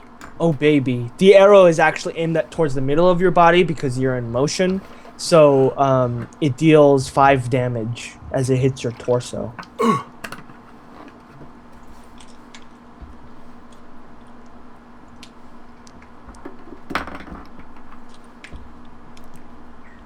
Okay, and so now it is the monk's turn. I believe you have an arrow in your hand. I don't know. Sure, why not? Let's make an insight check to figure out where it came from. Slash 5, yeah. I only got an 11. Okay. Loki actually goes over and helps you discern where the arrow could come from. As you think on, what direction it could be, he walks forward and he goes, notice how it came from that tree, and he doesn't know it. You don't know exactly where in the tree it came from, but it's you definitely know which one it is, and it's the one that's specifically 20 feet to your right. Your far right. All right. I mean, hey, why not? This will be fun. All right, I'm gonna throw it. Awesome. All right, let's see then. +5, 19. Oh. Okay, so describe to me how you throw this arrow. I spend a second like mentally sighting it, like just thinking about it. Then I like, sort of like in a well-trained motion, like spin myself to get momentum, then just like stop and release it. Awesome. Okay, how much damage does it do? It's an arrow plus my dex mod. It's basically like I'm shooting a bow. Okay, so 1d6 +3, I'd assume. So okay. What so, the fuck? So you fucking.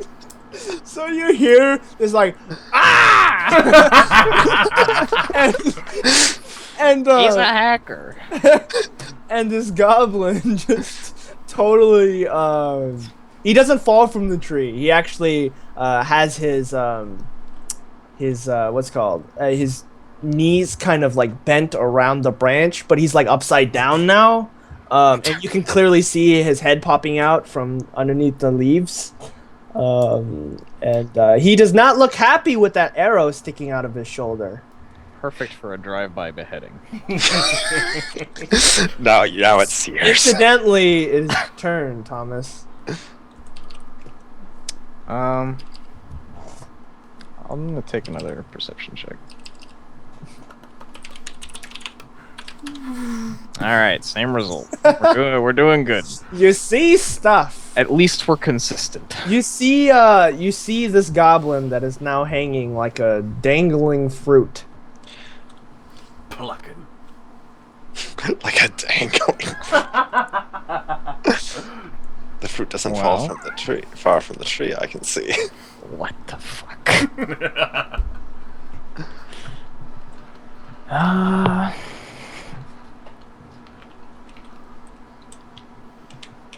How far away is this?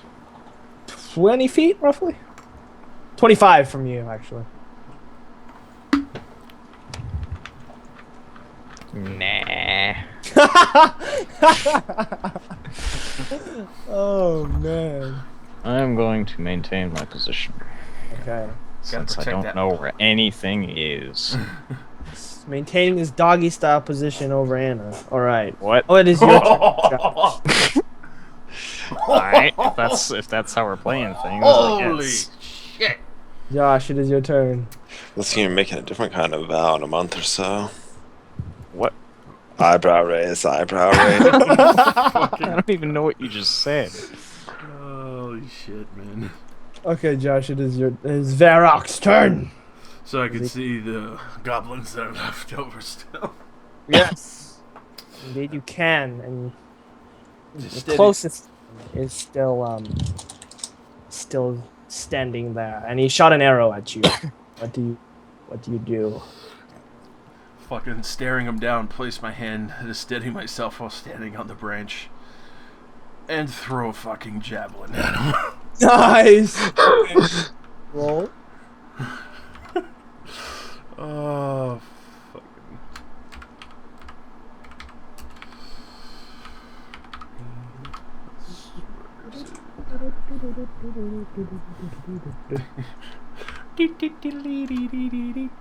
Okay, so please roll your damage as I describe how you Oh. do this.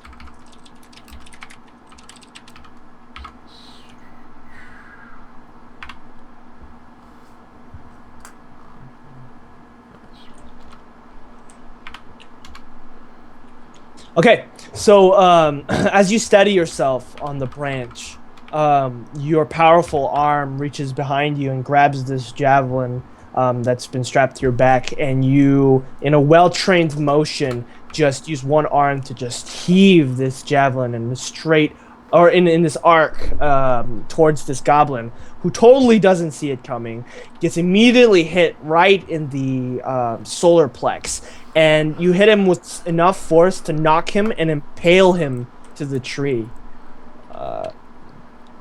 That one goblin is now skewered and out of the fight. I'd hope so. Goblin shish kebabs. Time for the other two goblins.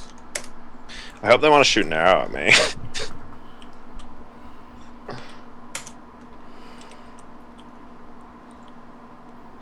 Frickin'. Oh!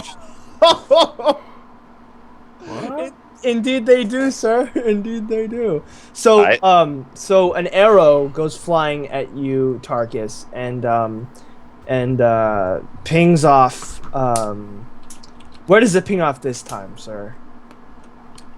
The shield. Okay, the shield. So you use it. You angle your shield and you deflect it, and it pings off your shield.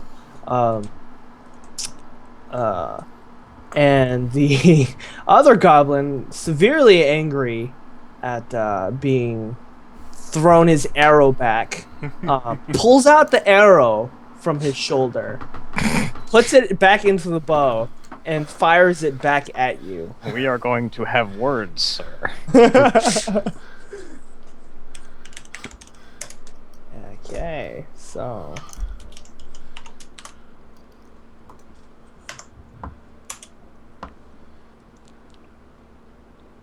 and deals 10 damage. Nice. As the arrow goes flying. Alright, I prevent all but 2 of it. All but 2 of it. Okay, awesome. So Well, so never mind. it goes flying straight towards your stomach. And what does your character do to prevent the all but 2? This time, seeing as this caught me off more off guard, I'm gonna drop my sword and use both my palms to stop it as it just barely starts entering my stomach. Awesome. Okay. So you just with your quick reactions drop your weapon, reach down, grab the arrow with 2 hands, and you feel the heat of the friction on your both of your palms, and you know that you narrowly avoided this crazy blow with your many years of training. It is now your turn.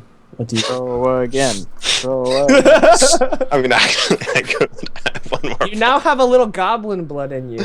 Let's hope he doesn't have any diseases. Alright, yeah, I'm gonna throw it back. Just ping pong the arrow. Alright, each shouldn't die. Oh well, nope. You chuck it, and it goes flying to the underbrush below. no. That could have been so good. I wanted the arrow ping pong. I only showed you one arrow. Do you do anything with your move action, sir? I'm gonna pick up my sword. Okay, you pick up your sword. Now it is your turn, Thomas. It is now the Tarkus' turn. Now I'm just annoyed. So I'm gonna put my glasses on and look again. Alright, well. And clearly those are not your glasses. Wrong prescription. These Do you are my have any reading double glasses.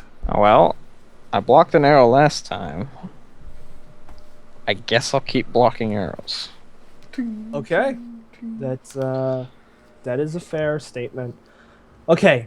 And so now Hans, tired of this whole thing, goes running towards this dangling goblin and tries to do a drive-by swing at his head.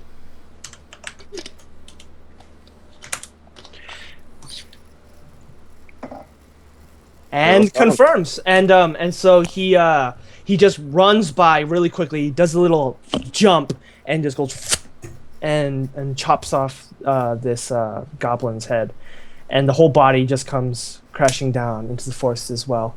There's one goblin left. Josh, Mr. Varrock, it is your turn. Just have a very sinister grin as I draw the last javelin. The goblin has huge eyes. It's like, no. Just as I'm about to throw it, just like pray to your god. Okay, what do you say? Pray to your god. Oh, pray to your god. Okay, awesome. So you hit him. Oh, fuck. Let me playing arrow tag. He's playing arrow tag. I'm playing javelin tag. Oh, okay. So the goblin was starting to descend from the tree, and you saw that he was moving rather quickly. So you took aim, and as you said, pray to your god. The goblin got even more freaked out and actually let go of the tree to fall down abruptly to the ground. And so you only graze his arm. I'd like to graze his femoral artery. By the way, I just wanted to point out that the way that it's worded, I can also catch javelins. Oh, are you serious? Ranged weapon attacks. How about boys. ballistae? Yeah, ranged weapon attack. Oh my god, that is just. Anyways. Well, but I also have to reduce the damage to 0 to actually catch it. Otherwise, it's just like. Alright, so the DM is now writing down, bring more ballistas. Bring ballistics. Ballista / cannon. So now it is your turn, Mr. Thomas. The goblin is fleeing. Stop him! How far away is he? 30 feet. Alright, I'm gonna go cuck him. Good shot distance. I could charge. Like, does that still give a +1 in this edition? Last I knew. So, If not, I say yes so far to keep the game going. okay. Oh, you hit him, sir. For how much damage? The Gucciest amount. That much Oh, holy shit. So would you like to say how much, exactly how you disembowel this man? Or this goblin? damage. Let's say that I charge with my shield up and kind of just bowl him over and then impale him with the sword afterward. Oh, awesome. So, okay, so as you charge directly at him, he was too busy recovering from his harsh But fall. he heard the tramp. Indeed.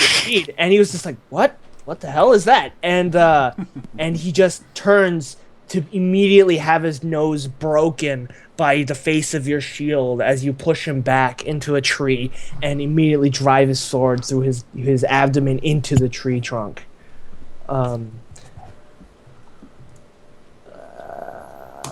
Okay, awesome. So combat is over, and you've officially taken apart the ambush party that was attempting to get you. And at that, the the druid goes, quickly now. We don't have much time until they notice that the goblins forward part of the ambush hasn't come back to camp.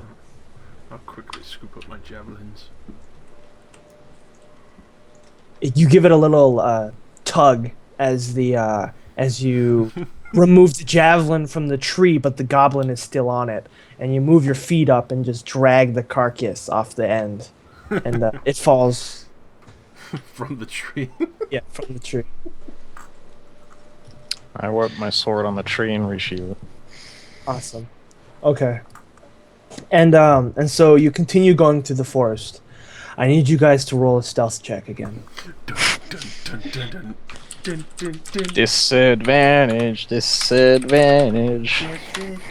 Never Oh mind. my fucking Never God. mind. Oh my Alright, time to God. mess it up again. Oh my god. Let's find another rabbit, boys. Nope. It's my turn. Okay. My so, turn to fuck it up. So, due to the trouble of last time, our intrepid monk decides to be a little bit more careful and a little bit less autistic. and begins to quietly and quickly walk through the forest. And Anna actually teaches Tarkus how to move and position his feet so that he can avoid, he can have minimal impact on the foliage underneath his feet. And then the barbarian, still excited and pumped up from from the kills is so busy bragging about his amazing kills and did you see that guy get impaled? Tell me, how exactly what does he give away the group's position? Let's just keep walking into trees, guys. So, how I give away the group's position? Yes, how exactly do you give away the group's position?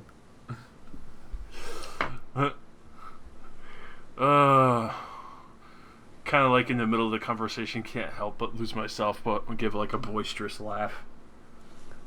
Okay, so as you give a boisterous laugh, you hear from the distant trees, I don't see why you should be laughing. And at that, you see this strange-looking goblinoid creature walk forward. Tell me, what does this bugbear look like?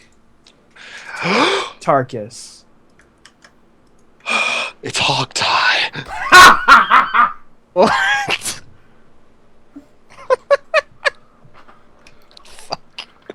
Alright, I'm deferring to Nick on this one because Okay.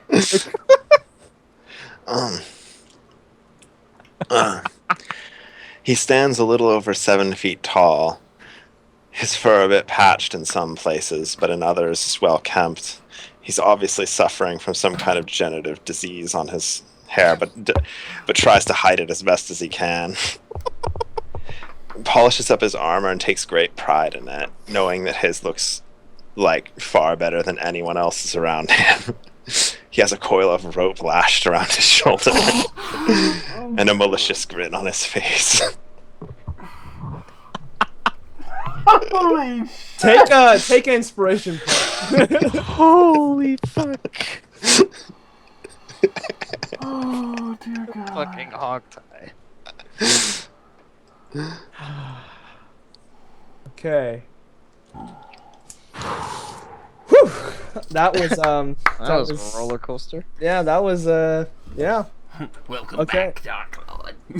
So as he steps out of the bush, you see just maybe some 20 goblins step out of the trees, and you see just that you are completely surrounded, and this bugbear starts laughing and goes like, my goodness, you guys are loud.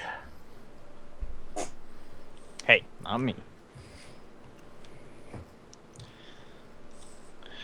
When the going's this easy, it's hard not to be jovial. Ooh. Oh, sick burn. You sure you want to say that to a man called a Hogtie? He hasn't been announced to be Hogtie yet. At that, the bugbear goes just like, and the goblins around start pulling their bowstrings, and Lokri goes like, I don't think that was the right thing to say. It was the right thing to say from my heart, though. And and at that, the druid goes like, you should probably figure out a way out of this. As he looks at Varrock. Shit. Considering you got us into this mess. You look like a guy who likes a challenge. I doubt you've had much with all the scouts. Not too many would be too strong, I would imagine. Oh, please. They're nothing for my amazing stature and strength. Do you see this? And he, like, flexes, and this giant, bulbous, Penis. Holy fuck! his penis. No, he flexes, and he's quite well endowed, which probably goes to his penis. And he goes, but I'm curious, what What do you imply with that? I'll sure you like some competition instead of just killing it off so quickly. And step forward and throw off my cloak. You. At this, he raises his hand, and the goblins leave the arrows knocked, but they start, putting the what's it called, releasing the tension on it. And he goes, "Go on." All right. Competition. Me and you, 1-on-1. And he goes, "Well, do we have enough time?" I don't. He starts talking to himself, and you just hear him think out loud. He doesn't seem very intelligent. He goes like, "I mean, if we go, oh, fine, let's do this." And he steps forward, and he actually beckons another goblin who brings his mighty mace to him, and goes, "Step forward." Glad we could finally meet face to face. Oh. And draw my great axe and step forward eagerly. And just kind of, as I reach for it, just 3 fingers while they're behind my back, wave for the entire group to try and like fall back a little. what do you guys do? I mean, what does the encirclement look like? Because, like, if we're totally surrounded by goblin archers, we probably shouldn't back up all that quickly. Well, maybe you should roll insight for that. Oh, okay. I figured they were being very obvious in that encirclement. 13. Okay, so yeah, you guys are encircled. Maybe you shouldn't make any quick movements, but right now they're really focused on their basically chief fighting this stranger. I'm going to back up and then just take my shield and like slam it into the ground slightly and then just sit down next to it. Ooh, Close enough that I can like roll behind it. awesome. Okay. And at this, the goblins pay you no mind at all, and they continue to watch as the samurai music plays in the background, and the leaves start falling from the trees, and the wind starts blowing as you stare at each other. And please roll initiative. Oh, fuck. Fucking. And at this, the bugbear decides to take the initiative, and with a roaring howl, he charges at you.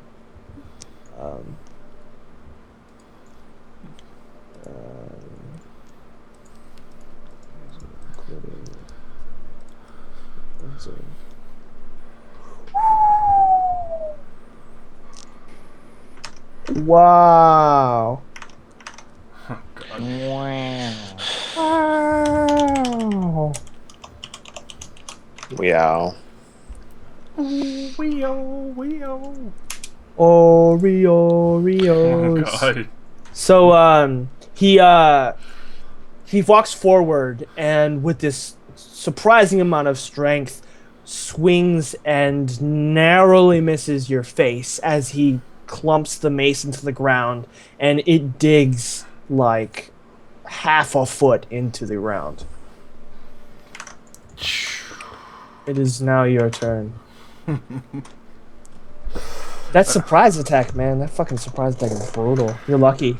I immediately go into a rage. My eyes sink into a deep green.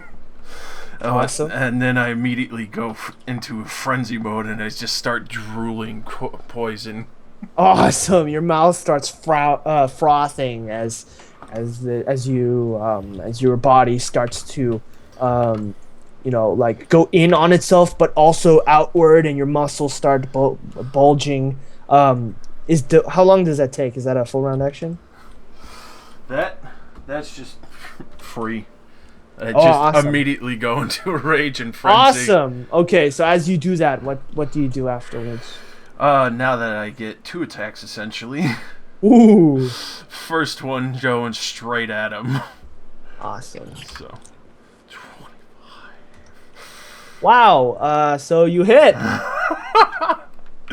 so 1d12 plus 6. Because I get plus 2 damage while raged. 13. 13. Holy shit. And So- then in my pure berserking rage after the first hit, I just immediately follow the momentum and bring it back around for another attack. awesome. Straight at his fucking chest. All right, roll it. And I'm using inspiration on this one. Awesome. So, first one, Advantage. and then second one. Alright. Oh. I can. Okay. So the first one hits like a truck. You see the gash. It's very visible as you just completely go into his shoulder, and he howls in pain as blood starts dripping out from it and going into his arm. And he actually, after his howl, he smiles and goes, "You weren't kidding about the challenge." And he brings his mace out of the ground and tries to uppercut you. Slash DM roll. D20.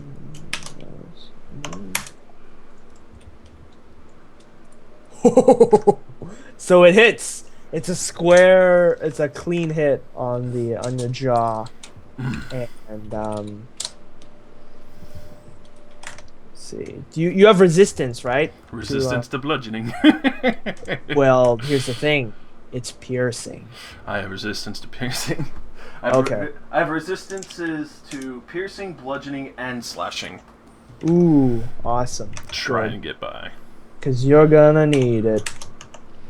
Milady.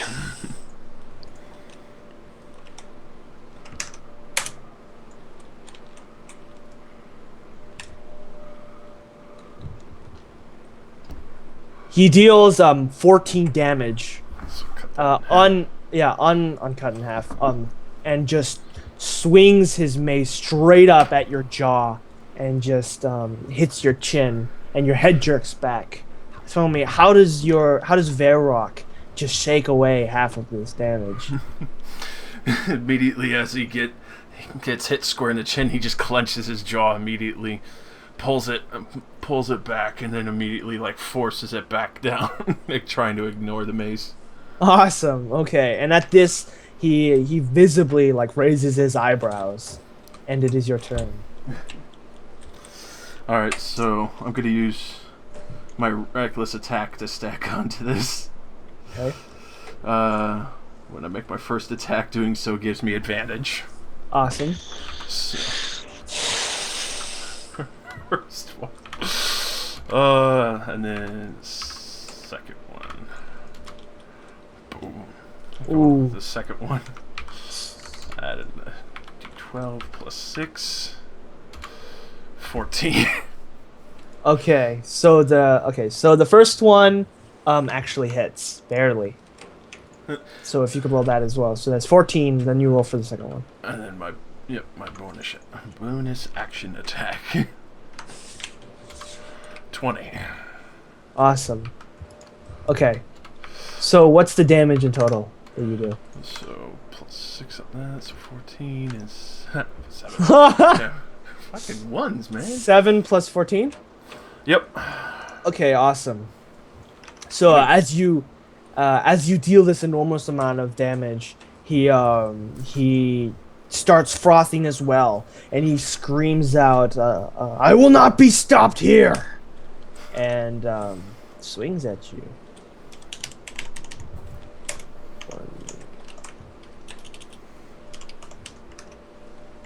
I think Hogtie's losing his edge, Nick. Yeah, it's his later years. This is when he's an old man. Oh, don't be so sure. All right, so that's He's not even making any Hogtie jokes though. Well, but he hasn't I tried to don't know. hog tie yet. I don't know any. I don't know of this. Oh, you need to watch the series of the Dark Gemini Worshippers. I God. see. That's awful. The game was great. It was. It brought forth the demon known as Hogtie. See, even you know he's a terrible character. That was the point. He does, that's 2 for each one. So that's 8 plus 14. He does 22. Cut in half. 11. And he just brings his mace around and just and hits the side of your head. I kind of stumbled back a little. Obviously, that hurt. Yeah. But immediately shake myself off and then pick up my great axe and just get ready again. Awesome. Okay. Please roll.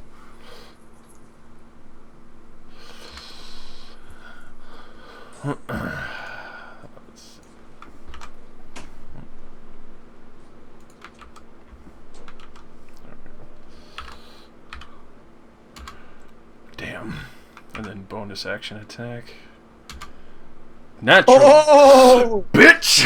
Okay, so I missed the first one and I bring it back around and slam it into his fucking stomach. Okay, awesome. So crits are, let's see, full damage plus another roll, right? Yeah, roll. So roll. Okay, so basically just do your roll twice. So what is your roll? What's your damage roll? It's 1d12 plus 6. So No, should I, that's twice. So yeah, I'll just do 2d12 plus 12. plus. Holy shit! Holy shit! 25. So you, after receiving this huge blow to the face, in your frothing anger, you bring your great axe and you don't even slice him with it. You hit him so hard that it actually carries him, and you launch this guy backwards, and he flies several feet back, and with this just hush with all the goblins in the trees, the bugbear slumps on the ground, his intestines falling out of his as blood is just splurting from its internal organs, and with that you hear from the trees, "Oh, he's dead! Oh no, what are we gonna do? He killed him! What? Oh God, Hogtie! Now how are we gonna?"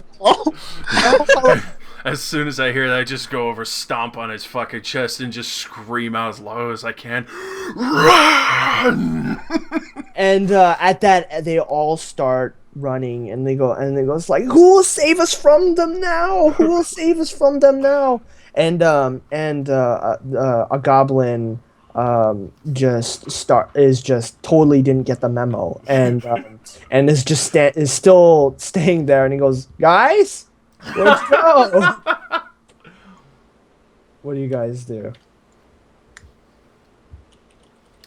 Definitely want to intervene before I chop him in half, because in fucking frenzy rage, I can't really do much.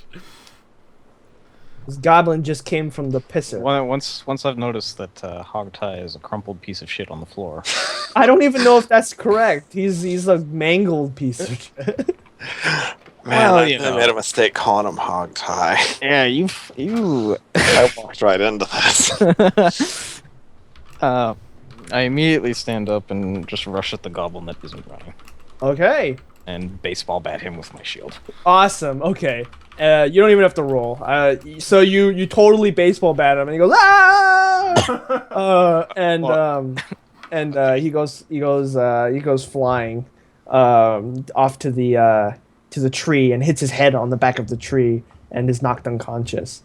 So at that, Hans and company basically go like, "Well, what to do about the frothing dragon?" I'm not about to attack my allies, so essentially I'll just wait there until like the frenzy and rage wear off, because that's like a minute. Have they changed the rage rules? Because Let's see. Let me read over this real quick, just to be sure. 3.5. That was frenzy, wasn't it? Your rage lasts for 1 minute. It ends early if you were knocked unconscious or if your turn ends and you haven't attacked a hostile creature since your last turn. So yeah, if you wait like 6 seconds. They did change. Yeah. You can also end your rage on your turn as a bonus action, so I'll do that. Okay. So how do you start calming down from this frothing fury that you had? Just kind of plant like the hilt of my great axe in the ground and just kind of lean over, obviously like exhausted from the frenzy. Uh-huh. And then obviously wipe the spit away from my mouth and my eyes slowly stop going from like a deep-seated green back to their normal look, where it's not just completely covered over in green. Awesome. Okay. And so at that, the druid walks forward to you and goes, "A job well done, Sir Varrock. A job well done." And Loki goes like, "Man, that is one for the history books. You really made a mess of this guy," and just kind of kicks him. And Hans walks over and he draws his sword and just chops off the bugbear's head, and then puts it into a bag and wraps it up and goes like, "For the bonus, we kind of didn't expect this." and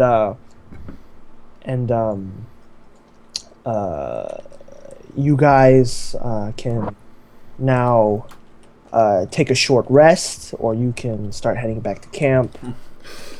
I'm gonna take a short rest. So what do you guys all do while I'm definitely checking this motherfucker for good stuff. So, all right. Do you guys join in? What do you guys do? Arcus is not interested. I mean, I'll join in. Okay, excellent. So on the bugbear, you find 10 gold, a morning star, a javelin, and hide armor made to fit a bugbear. You probably shouldn't be carrying that around, considering what the guy told you about selling stuff in the city. Mm-hmm. But you could totally wear it. Does it seem like you had... Well, I probably couldn't tell. Especially since I don't know too much about magic. So, it definitely looks like it would fit me, though. I mean, it might be a little tight and a little too big on certain parts, but it's hide, so you can definitely stretch it out. It's not a big deal. And yeah, adjustments can be made. And he was as tall as you were, so yeah. I'm definitely gonna start putting that hide armor on, so I'm no longer fucking just walking around naked. Awesome. And then Bless you.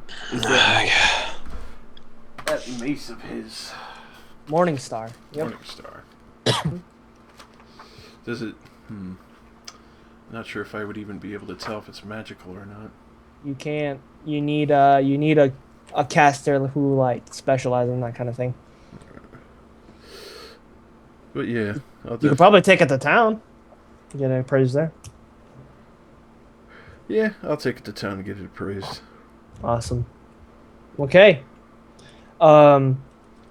So yeah, do you split the? What do you do with the gold? I mean, I'd let him keep it if he wanted it, considering, he killed him.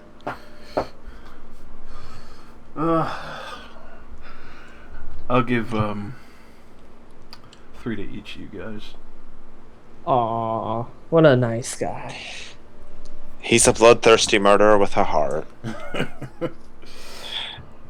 Okay. And every heart of the person he kills. They're my hearts! Oh, Okay. So as you put on the hide armor, you notice it's a little stanky, but it's nothing. It's not that big of a deal. You can go, wash it.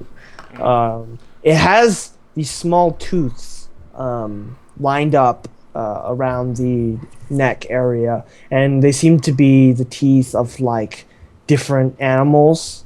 and one of them is very clearly a human molar. Definitely going to take that off.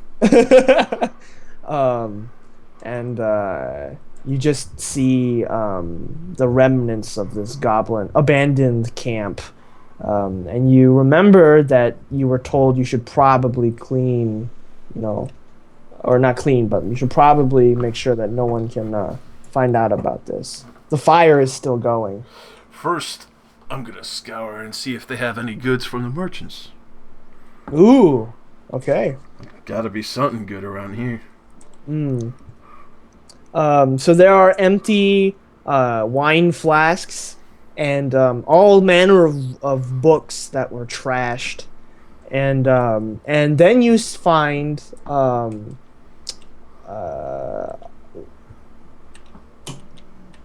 let's say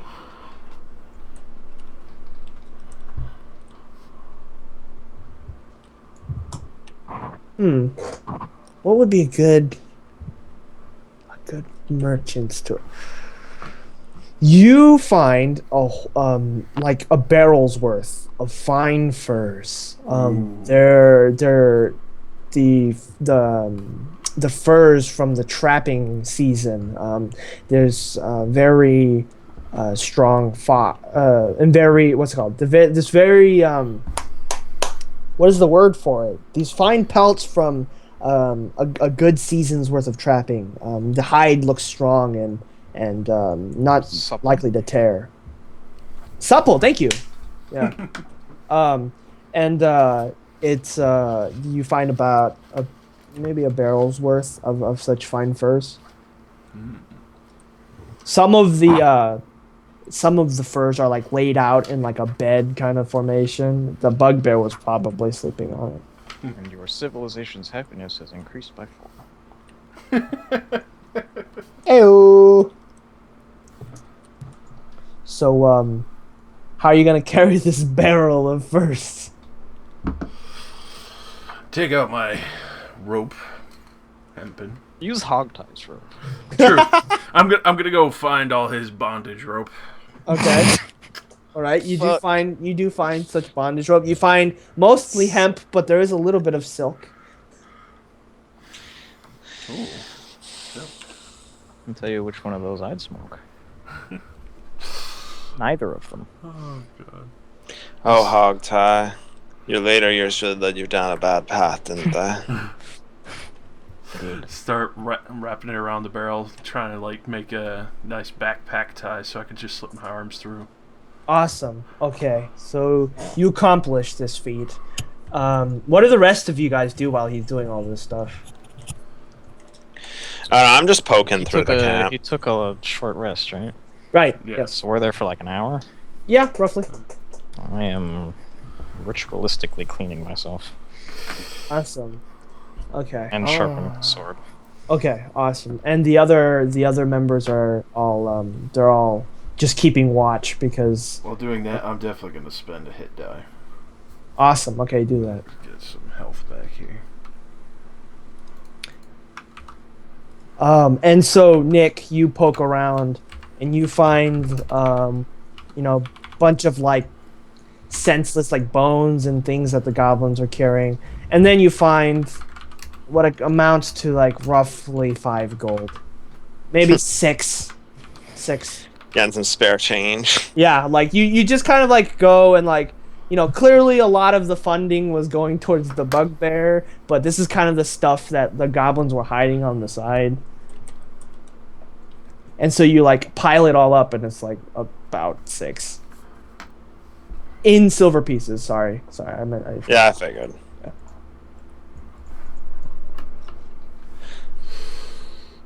So, I don't know. nothing else in this main tent for the bugbear. Nothing. It seems like they were traveling light. If you could please roll an insight for me. Ooh, that's Our worst I get to roll subject. 2 or just 10? Both That of you. is, Anyone looking sees the possible. shit. And of course I get a 2. You're like, oh man, all this stuff. Such small amounts of stuff. Um, Oh well. Yeah, you notice it's a little odd, but you can't exactly. You don't know what. I'm going to ask the 4 party members that accompany us. Ooh, good idea. And so they talk amongst themselves. Hans goes like, well, it does look like they were only here for a short while. And like Loki goes, I just don't like goblins. And Rondo goes, I feel like they're running from something. And Anna goes, yeah, that actually makes a lot of sense. It seems like they really only had the clothes on their back, and they just kind of picked up stuff as they went. I mean, I thought it was really odd that goblins were nearby. They don't typically come this way. I wonder what they're running from. And they don't usually stay places temporarily. They always try and find a spot to stick to. Indeed.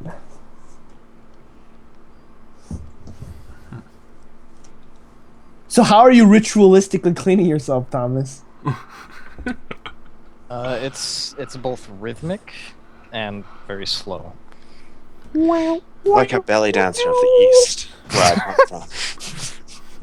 No, I'm gonna sit there and be entranced by his well-trained movements. it's literally just that. It's just slow, deliberate, and like extremely repetitive. Like he starts for the hour and he just doesn't stop. Wow. All right. Okay. So the hour passes and you accomplish all of these Yeah, I'm sure resting to sets. You I'm sure I said that. awesome. And so do you decide to head back to the city now? It's about noon. Maybe a little after. You're not quite sure. And this forest is just getting pretty hot. Getting pretty hot. Yep. Does this seem unusual at all?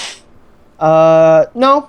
It is just the sun is higher in the sky, so it's like it makes It's makes like a lot of that. sense. Before the cool morning breeze was making it nice and a nice temperature for some combat, but now it's getting a little hot and you guys are sweating a little. Well, I'm not sure if I would sweat. Well, you guys are perspiring a little bit in whatever way that your race does. How you do? Is who you do. So, what do you guys do? I mean, we've already rested. How tired do we feel? I mean, you guys fought quite a bit. You tell me.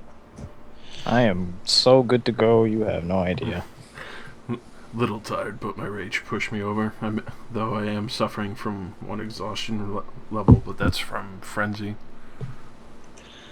I mean, my character will be fine, so... Awesome. I mean, it'll be hard depending on how the rest of the group feels. Awesome. So they feel like it's good to head back to town. Now that you've accomplished this task and you've rested. You make your way through the bramble uneventfully. You get a couple of, plants sticking inside of your clothes. Thistles. And you do see another rabbit. Multiclassing to magician to produce these out of a hat. Oh, dude, I was gonna have an entire story for it. And you make it back and to the east gate, and the guards are still sleeping. And you, as you walk by, they wake up again and they stand to attention, and you get stopped by the man in regal clothing, and he goes, Did you guys take care of the problem? They shouldn't bother you ever again. Great. And at this, Hans actually brings forth the bugbear's head and goes, but I feel like we should have a little extra for this. And he opens the bag, and at this, the man goes, ooh! and throws up. And he's like, "What? Get that away from me! What are you? Oh my goodness!" And he's like, "What is that?" And Loki goes, "That, friend, is a bugbear that this man," and gives Varrock a pat, "managed to fight and defeat in single combat." And how do you react to this? Just raise my head and puff out my chest like, yeah, fuck yeah. And at this, the man in regal clothing goes, wiping the little bit of vomit that was still on his mouth. He goes, "Is that so? Well, I do suppose that a bonus is then in order." And he pulls out these coins, and he goes, "Well, it's a good thing that I brought some extra," and hands each person a platinum piece. Damn. Yeah. Tarkus is confused.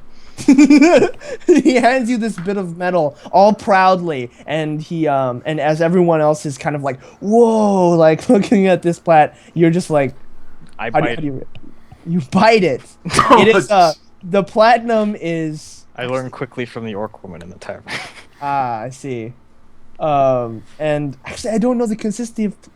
Platinum is very hard. Platinum is very hard. Okay, so as you bite it, it is extremely hard, and you actually can ascertain because of your many dealings with such metals that this is actually a lot harder than gold, and based on the reactions that everyone else is having, it also is more Sort of. precious than gold.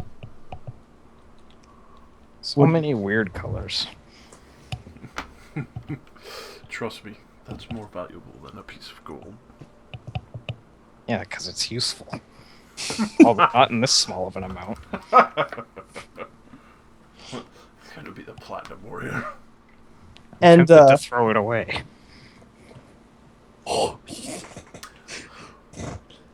do you guys stop him? I definitely going to stop him and be like, hold on. I'm gonna open up the bag that I put all the silver into, and I'm gonna be like, okay, let me show you how this works. I'm gonna like stack up the silver. This much silver is worth this much gold. Silver is more useful than gold. No, but you see, this is a twisted system. Copper is more useful than silver. You see, when the metal is made into these small little shapes, its rarity is what matters. And Anna actually goes, and gold doesn't rust. She has a Gold point. doesn't build homes. Well, they could. Around here it does. That's true. Tarkus shakes his head. Yeah, what you have right there is, yeah, you're pretty much rich. I was rich before I came here, apparently. And at that, Hans turns to you and goes, "Well, so it was really nice working with you guys. Where do you plan on going next? Are you gonna stay for the festival?" East. East. I got somewhere to be, but I wouldn't mind sticking around for a day or so. I have a few things to have checked out, so I'll be staying a while. Awesome. Okay. And so at that he goes, "Awesome. Okay. So I guess we'll just see you around. If you ever want to team up for some more work, feel free to find us." And they start leading and heading back towards the inn. And Anna specifically turns to Tarkus and he goes, "Bye! Bye, crazy man. Bye."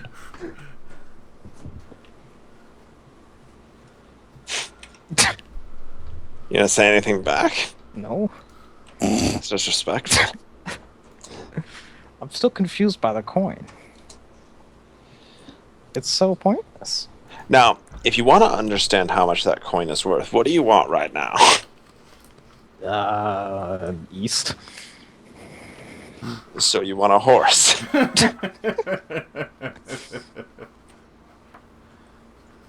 I want a map. We can go buy you one of those too. Where? Come on, let's go. And so you head towards the market district, but Varrock actually, because he actually strolled around and saw all of the most of the inner shops, you actually know that maps would be something that the inner shops would actually deal with. I could definitely show you where you can get a map. And so you direct them towards the inner shop, and as you enter the building, tell me, Tarkus, what do you see? Is this specifically map shop or? Mm-hmm. Maps and Maps Emporium. I imagine I would see a number of largish tables that are laid out that have, rolled out maps stapled to them in some manner. Awesome. On the walls would just be scrolls. I don't think it would sell only maps. Mm-hmm. I think it would deal in other parchment as well. Okay, awesome. Or artist tools, stuff like that. Mm-hmm. It would also be dusty. Okay, awesome. And so from behind the counter you hear, "I'll be with you in a moment." And you just see this puff of dust go raise up, and this old-looking halfling actually appears, and it's clear that he stepped on some sort of stool, and he goes, Val Vulis at your service. What can I get you? What map do you have that would show me the furthest east of here? East. May I ask what exactly you are looking for? A mountain pass. A mountain pass, Well, I do have this one, and he goes back to the to his huge pile of unorganized maps, and he's flipping through. Not this one, not this one, and he gets to. He goes, aha! Here we go, and he pulls this map out, and he goes, this valley has this direct route. It's one of the reasons why this area is so prosperous in trading, because it leads directly to the mountain pass to go farther east. I don't think you understand. I'm looking for a mountain pass that is already far to the east. Huh. May I ask once more where you plan to head? Danifil's Pass. Danifil's Pass. And he goes back, how do you spell that? Dannifel.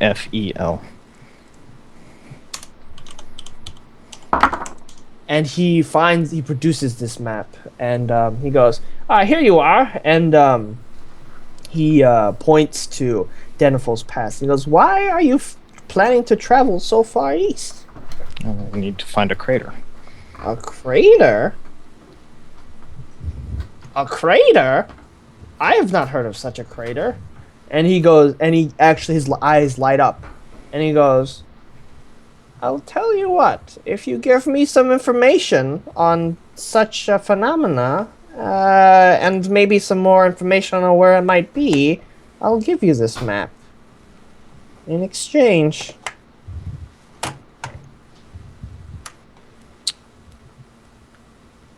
Marcus scratches his chin a little bit and decides that might be okay.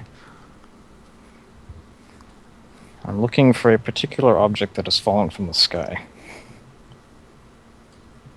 A particular object, eh?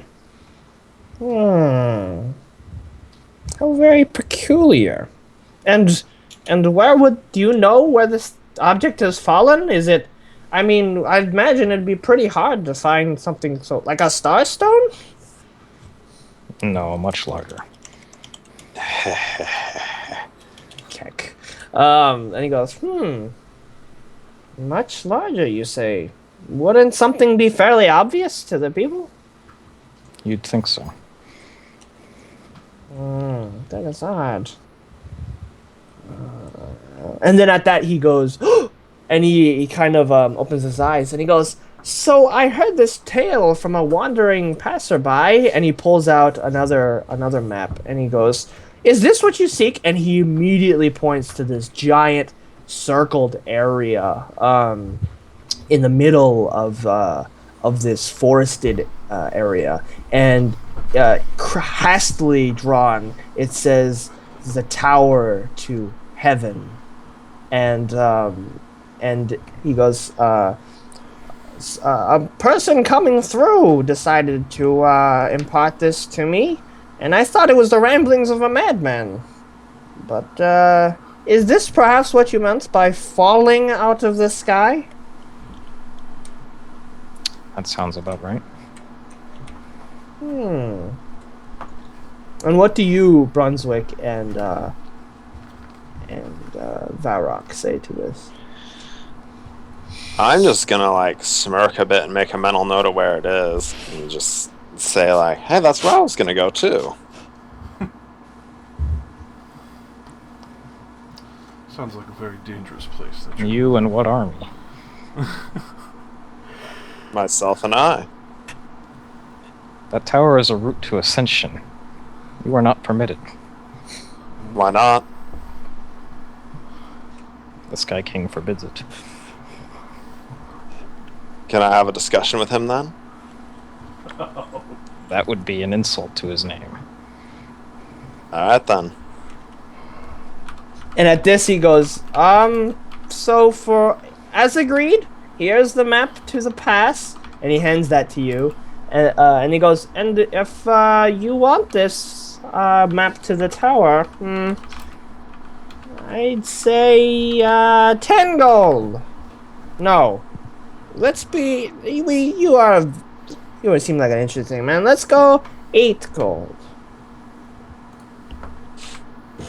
I dump out my whole coin purse. What's 8 gold? And he immediately looks at your platinum piece and he goes, that will do. And he starts taking away the platinum piece. No. I slam my hand down over his. Oh. And he goes, "Excuse me? I need that one. You need this one. For the map, yes." As I understand, that is not the case. And the map, the Val Vuls, looks at the two of you off to the side, going like looking for help. I mean, are you gonna give him change? I'm a little troubled that you would ask such a thing. I mean, that coin's worth, well, a bit over 10 times more than the map. Well, obviously, he doesn't have any other gold coins here. Do you see? I see copper, I see silver, and a platinum piece. How the hell did you come across one of these?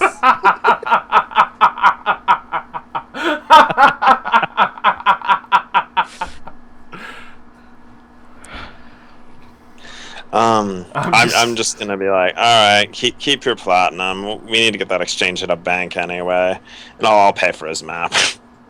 Awesome. Okay. So you hand him the money, and he goes, okay, and he hands you the map. What do you do? I'm just gonna hand it to Tarklaw. He's the one that wanted it. I already made a mental note of where it is, and I assume I could get there if I wanted to. It is very far away. This is going to grumble at the shopkeep. When the Skywrath comes, he will not be forgotten.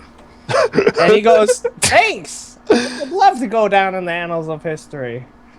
Jesus. As a statistic.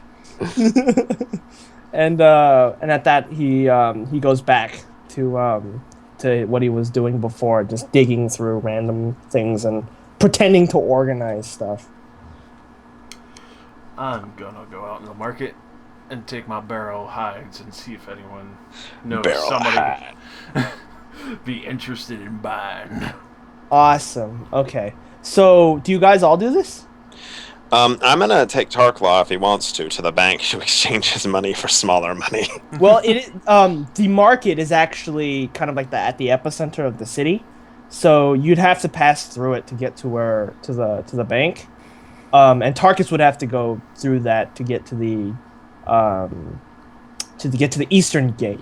So it would, Are you guys going together? Are you still going to take separate paths? What do you guys want to do? I mean, I'll take him with me since he seems differently money-abled if he wants me to. I'm gonna keep looking around to see if anyone would be interested in buying the hides, like maybe a leather worker or something. What about you, Tarkus? I'm going to try and adequately understand what a platinum means. Okay, so you walk, and right about now, you guys start to see like the bits of the festival starting to go up. People are putting wreaths of flowers on the windows.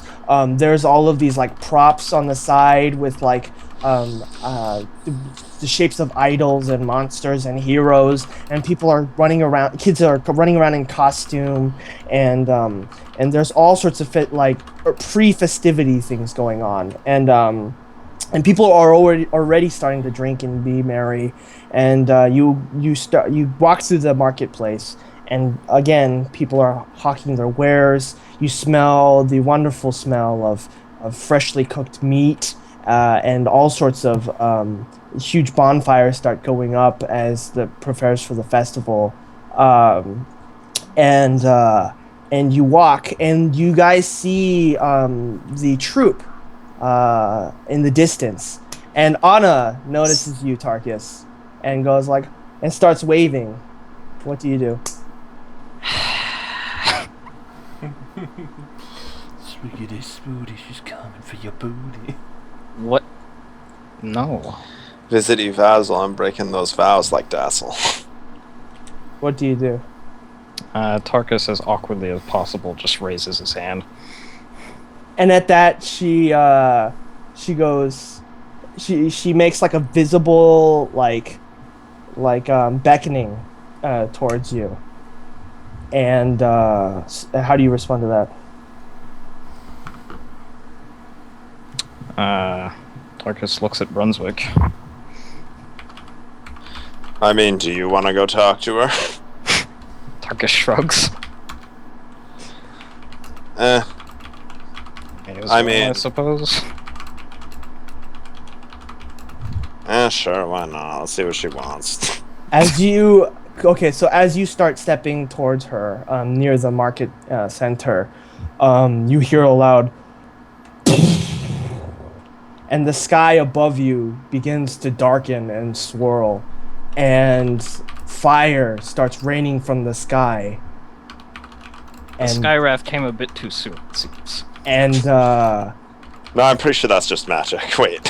Completely rends Anna as the meteorite just goes and destroys where she was, and all of these small meteorites come crashing down of varying sizes, but just causing general mayhem and lighting ablaze the open air market and the wreaths of flowers on the Alright, that's sounding less like an illusion. House. And you smell the brimstone in the air as you hear a dragon's roar and see a figure descending from the fog, the smoke above.